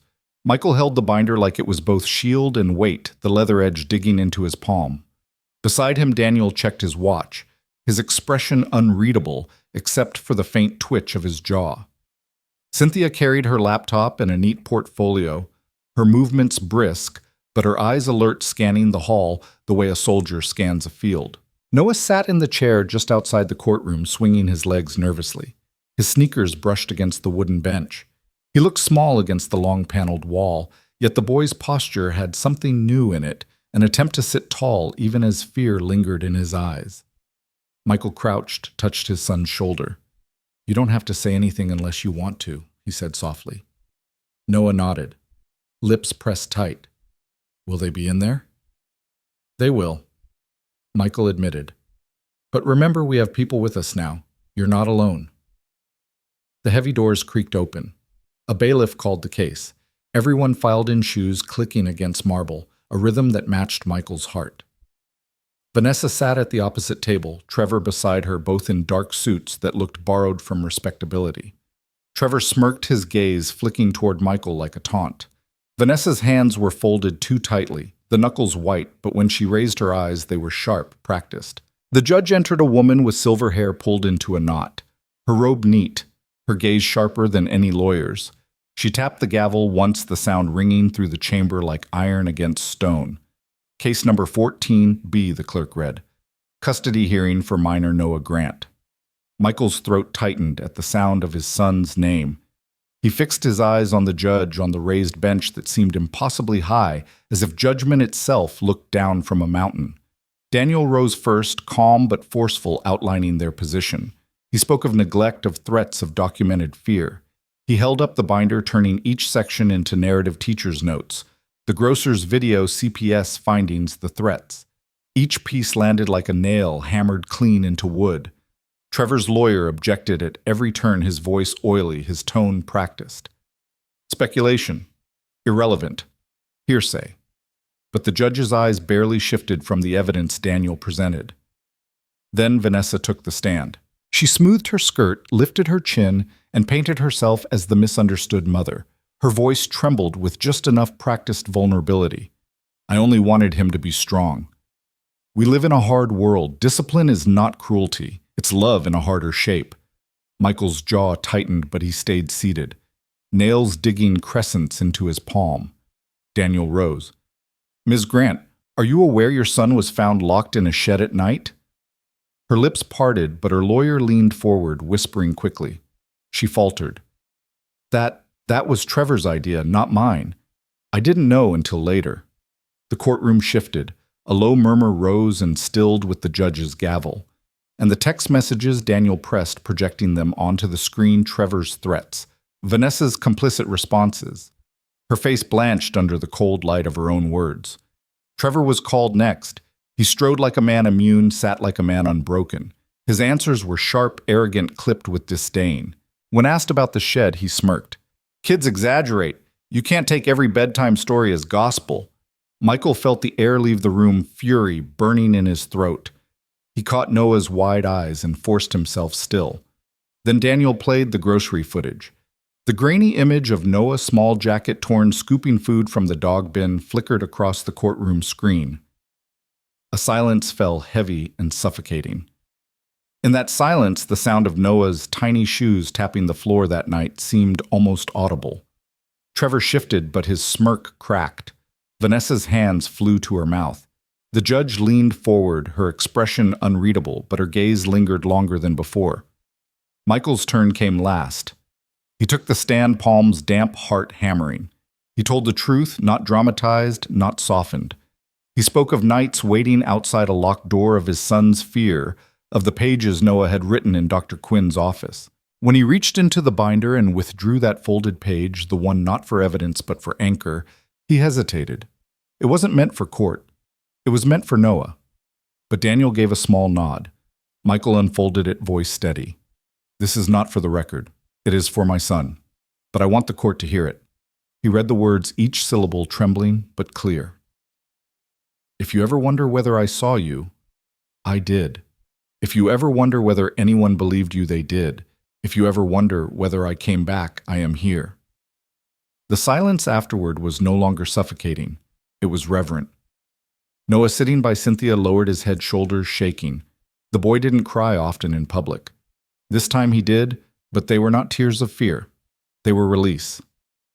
Cynthia slipped him a handkerchief, and he held it tight, like proof he hadn't imagined everything. The judge's gavel tapped once, soft but final. I will take the evidence under advisement and deliver a ruling tomorrow morning. Gasps and whispers filled the courtroom. Trevor cursed under his breath. Vanessa reached for his arm, and he shook her off. Michael stepped down, his legs unsteady, but his chest strangely light. As they filed out, Noah slipped his small hand into his father's. Dad, he whispered. Yes, buddy. Can we have pancakes again tomorrow, before the judge decides? Michael smiled, despite the weight pressing on them. Yeah, pancakes before anything else. The night that followed stretched long. The city outside glowed restless headlights, passing like questions with no answers. Michael lay awake on the couch binder on the table, his phone within reach. Every creak of the building made him rise and check the locks twice. He thought of the SUV, of Trevor's smirk, of Vanessa's trembling hands. The trial had not ended anything. It had only opened the door wider. But when he checked Noah's room, the boy slept with his palms open, the way children do when they finally feel the night cannot harm them. Michael pulled the quilt higher, let his hand rest a moment on his son's back. And in that moment, hope felt like a fragile but burning thing, bright enough to keep both of them alive, until the gavel fell for the last time. The morning broke with pale light filtering through the blinds, stretching faint lines across Michael's living room floor. He had barely slept, the hours passing in uneasy fragments. Every sound outside had kept him alert: distant engines, a door closing somewhere in the complex, the hum of tires on wet asphalt. He rose before dawn, brewed coffee that went untouched, and stood at the window watching the street below as if answers might walk up and knock on his door. Noah padded out of his room, hair a sleepy tangle, dragging the stuffed bear he hadn't carried in months. Is it today? he asked, his voice hoarse with the weight of knowing. Michael knelt, smoothing the boy's hair. "It's today," he said quietly. "But before that, pancakes, remember?" The promise of pancakes softened Noah's face. He nodded. Together they stirred batter, the clink of spoons against the bowl, sounding louder than usual in the quiet kitchen. The smell of frying butter filled the air, comforting, grounding. Yet Michael's hands shook slightly when he flipped the pancakes, his mind already in the courtroom. By the time Cynthia arrived to pick them up, the sky was clearing, the city stirring awake. She stepped inside briskly, her heels tapping on the hardwood, carrying her laptop bag over one shoulder. But her expression softened when she saw Noah at the table, syrup smeared on his plate. "Fueling up for the big day?" she asked with a smile. Noah gave a small nod, chewing deliberately. Michael caught her eye, and in that silent exchange, she read the exhaustion in him. "We've got this," she said firmly. Though the quiet tremor in her tone revealed she felt the pressure too. The courthouse loomed larger this time, every step echoing as they entered the polished halls. People passed lawyers with files clutched to their chests, families waiting in benches, the low buzz of voices overlapping. For Michael, everything blurred until he caught sight of the heavy doors again. The courtroom where judgment would finally come. Inside, Vanessa and Trevor were already seated. Vanessa's face bore the marks of a sleepless night. Her eyes rimmed red. Trevor, by contrast, leaned back in his chair with an unsettling calm. Arms crossed, a thin smile playing at his lips. His confidence seemed rehearsed, but Michael noticed the way Trevor's foot tapped restlessly beneath the table, betraying the storm beneath his surface. The judge entered, and silence fell like a sudden curtain. She placed her glasses on the bench, shuffled her notes, and lifted her gaze across the courtroom. For a moment, she simply studied the faces before her. The anxious father, the frightened child, the divided mother, and the man who had cast a shadow across them all. "I have reviewed the evidence," she began, her voice steady, carrying the weight of finality. "This case is not only about custody, but about the safety and welfare of a child." Michael held Noah's hand under the table. He could feel the boy's pulse, quick and fluttering, matching his own. The judge recounted the testimonies, the reports, the footage. With each word, Trevor's smirk faltered. Vanessa's lips moved silently as though rehearsing pleas that might never reach air. Finally, the judge's tone hardened. "The evidence demonstrates a pattern of neglect and emotional harm. This court cannot and will not ignore that. Custody will be granted solely to the father, Michael Grant.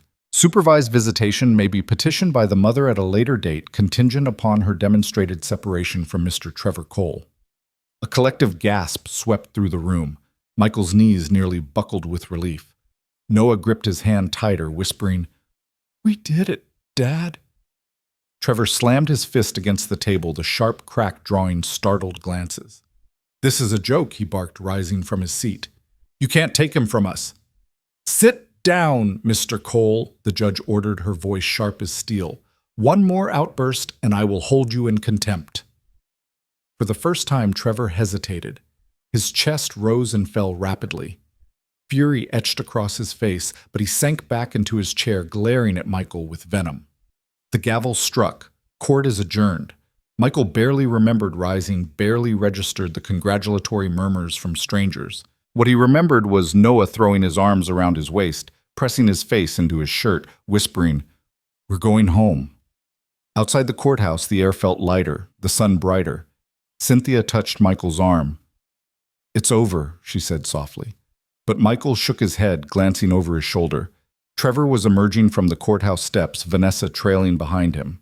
The way Trevor's eyes locked on Michael, burning with promise rather than defeat, sent a chill through him. "No," Michael said quietly. "The court part is over, but he's not done." As if to prove it, Trevor paused at the base of the steps, pulling a cigarette from his pocket. He lit it with a flick, inhaled, then mouthed words across the distance. "This isn't finished."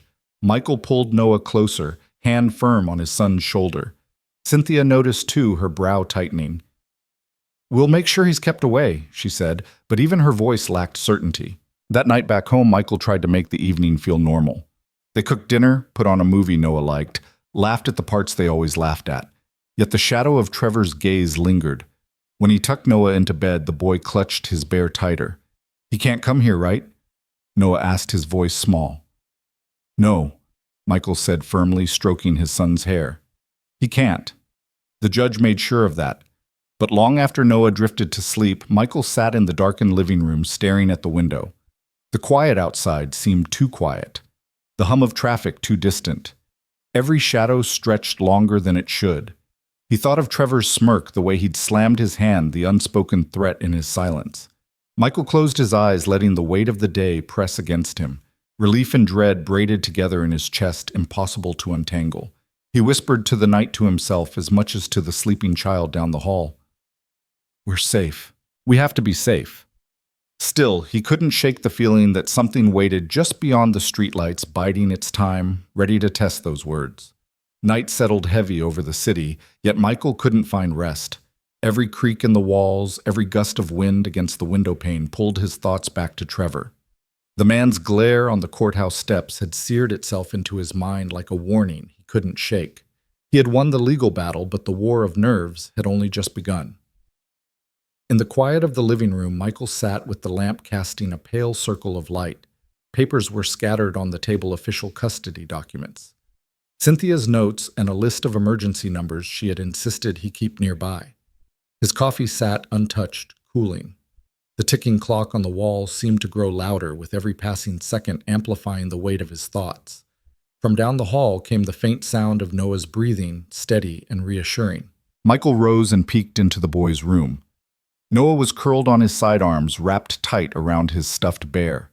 His lips parted in peaceful sleep. For a moment, relief flooded through Michael. That fragile peace was what he had fought for, what he had promised to protect. But when he returned to the living room, he saw it, a car idling just beyond the streetlight outside his window. Its headlights were off its shape, hunched like a predator waiting in the dark. Michael's pulse surged. He stood frozen, his breath shallow, watching. Minutes passed before the car finally eased away, disappearing into the night. He closed the curtains with trembling hands, his stomach sinking. The next morning, Cynthia arrived earlier than expected. Her hair still damp from the shower. Her expression tense. "You didn't sleep, did you?" she asked the moment she saw him. Michael shook his head, pouring her a cup of coffee. "He was out there," he whispered. "A car just sat outside, no lights. I couldn't see him, but I know it was him." Cynthia set down her bag, her eyes narrowing. "We'll call the police. If there's a restraining order violation," Michael's jaw tightened. "I need proof first. I won't let him twist it back on us." Their voices dropped when Noah entered the room, rubbing his eyes. "Morning," he said, his voice still sleepy. Michael forced a smile and ruffled his son's hair. "Morning, champ. How about waffles today?" Noah brightened, but Cynthia caught the tightness in Michael's shoulders. They shared a look over the boy's head, an unspoken agreement to shield him from fear as long as they could. Later that day, Michael walked Noah to school, scanning every corner, every parked car. He noticed a man leaning against a lamppost across the street, pretending to scroll on his phone. His instincts flared. The man looked up just long enough for Michael to feel the weight of the stare before strolling away. When he returned home, the unease clung to him. He called Cynthia. "He's circling us," Michael said flatly. Her voice was calm but urgent. "Then we circle tighter. Tonight I'll stay here. He wants intimidation, we'll give him witnesses instead." Evening fell, and Cynthia kept her word. She sat at the table helping Noah with homework, her laughter mixing with the boys as they solved problems together. Michael busied himself in the kitchen, the smell of roasted chicken filling the air. For a while the home felt normal again. But then came the knock, slow, deliberate echoing through the walls. Michael froze. Cynthia's eyes shot to his, then to the door. Noah looked up, confusion on his face. "Who is it?" he asked. Michael motioned for silence. He approached the door cautiously, peering through the peephole. Empty, just the dim glow of the hallway light. Yet the knock came again, 3 hard raps this time, shaking the frame. Cynthia pulled Noah close. "Stay here," she whispered. Michael's hand hovered over the lock, but he didn't open it. Instead, he shouted, "Who's there?" No answer, only silence stretching too long. He held his breath until footsteps receded down the hall. The tension hung long after. Noah clung to Cynthia, whispering, "I don't like it." Michael crouched beside him, speaking softly. "You're safe, buddy. We're right here." When Noah finally slept, Michael and Cynthia sat in the dim kitchen. "This isn't random," Michael said, voice low but steady. "He's pushing, testing how far I'll go before I break." Cynthia reached across the table, her hand firm over his. "Then don't give him that. He wants fear. We give Noah strength instead. That's how you win." Michael studied her, the lines of fatigue beneath her eyes, the fierce steadiness in her voice. For the first time in days, something inside him steadied. The next afternoon, a storm rolled in, rain streaking the windows, thunder low and distant. Michael left work early to pick up Noah. As they walked back to the car, he noticed movement by the school fence. Trevor, standing in the rain arms, folded, his presence deliberate. He didn't speak, didn't move closer, but his eyes locked onto Michael's with a silent challenge. Michael's grip on Noah's hand tightened. "Get in the car," he said calmly, guiding the boy into the back seat. He kept his body between Trevor and his son, every nerve on fire. Trevor smirked faintly, then vanished into the curtain of rain as if swallowed whole. Driving away, Michael's heart hammered. Noah's small voice piped up from the back. "Was that him?" Michael forced his tone calm. "Just someone passing by. Don't worry." But Cynthia, when he told her later, shook her head. "He's escalating," she said firmly, "and he won't stop until someone makes him." Michael stared out the window into the storm, the wipers beating a rhythm against the windshield. The air smelled of rain and iron, sharp and unforgiving. He thought of Trevor's smirk, the courthouse steps, the car outside his window. He thought of Noah asleep down the hall, trusting him to keep the world safe. He whispered almost to himself, "Then I'll be the one to make him." Rain had not stopped all evening, and the city seemed wrapped in a restless hush. Michael sat by the window, the dim glow of the streetlight casting long streaks across the wet pavement. He had been staring for nearly an hour, waiting for movement, listening for the faintest knock, or the hum of an engine idling too long. His coffee had gone cold again, untouched, but he didn't care. Every sense was tuned to the night outside. Cynthia entered quietly, her hair pulled into a loose braid, fatigue showing on her face. She carried 2 mugs, setting one near him. "You're burning yourself out," she said softly. Michael shook his head. "I can't let my guard down." "He's getting bolder, Cynthia. Today at the school he wanted me to see him. He wanted Noah to see him." Her jaw tightened. She sat across from him, folding her hands. "Then we need to go to the police again. This isn't just intimidation anymore, it's a direct threat." Michael's eyes flicked toward the hallway where Noah slept. His voice was low, steady. "The police will file a report, maybe drive by a few times. But Trevor knows how to work around that. He won't stop because of paper and protocol." Cynthia leaned forward, her voice urgent. "Then what's your plan?" "Wait for him to make the next move." "You'll collapse under this weight, Michael." He rubbed his temples, feeling the exhaustion claw at him. But then he looked at her, saw the determination in her eyes, the way she had stood by him through every moment of fear, and his chest tightened. "I don't know," he admitted. "But I know one thing. I'm not letting him take Noah's safety from me." The room fell silent except for the rain drumming harder against the glass. Then a sudden sound made both of them stiffen, a scrape at the back door, faint but deliberate. Michael's hand shot up to quiet Cynthia. They moved together silently toward the kitchen. The door rattled once, twice, as if someone was testing the lock. Michael's heart hammered, every nerve on edge. He grabbed the baseball bat from the corner, motioning for Cynthia to stay back. The rattling stopped. Footsteps retreated across the wet grass. Michael pressed his face to the window, but saw only shadows shifting between the trees. Still, he knew. Trevor had been there. He stood frozen until the night grew still again, then turned to Cynthia. She looked pale, but composed. "This has to end," she whispered. The following day, Michael walked Noah to school again. He forced his smile brighter than usual, ruffling the boy's hair as they reached the gate. "Have a good day, champ. I'll be right here when school's out." Noah nodded, but his eyes lingered on his father, sensing the undercurrent of tension. Michael watched until the boy disappeared inside, then turned and froze. Trevor's truck was parked across the street, its engine running, Trevor leaning back in the driver's seat with that same cold smirk. Michael's fists clenched. For a long moment, they stared at each other through the rain-smeared glass of the windshield. Then Trevor raised his hand, slowly curling his fingers into the shape of a gun, and mouthed, "Bang." Michael's stomach lurched. He forced himself to turn away to walk back to his own car without reacting. Every step felt heavy, like a test he barely passed. That night, Cynthia stayed again. They put Noah to bed early and sat together in the living room. Michael told her about the truck, about the gesture. Cynthia reached for his hand. "He's daring you, trying to provoke you into breaking the law so he can use it against you." Michael's voice was tight. "And what if he doesn't stop there? What if next time he doesn't just gesture?" Cynthia's grip on his hand tightened. "Then we stay smarter. We stay united. He thrives on fear, Michael. But you've already beaten him once. You can again."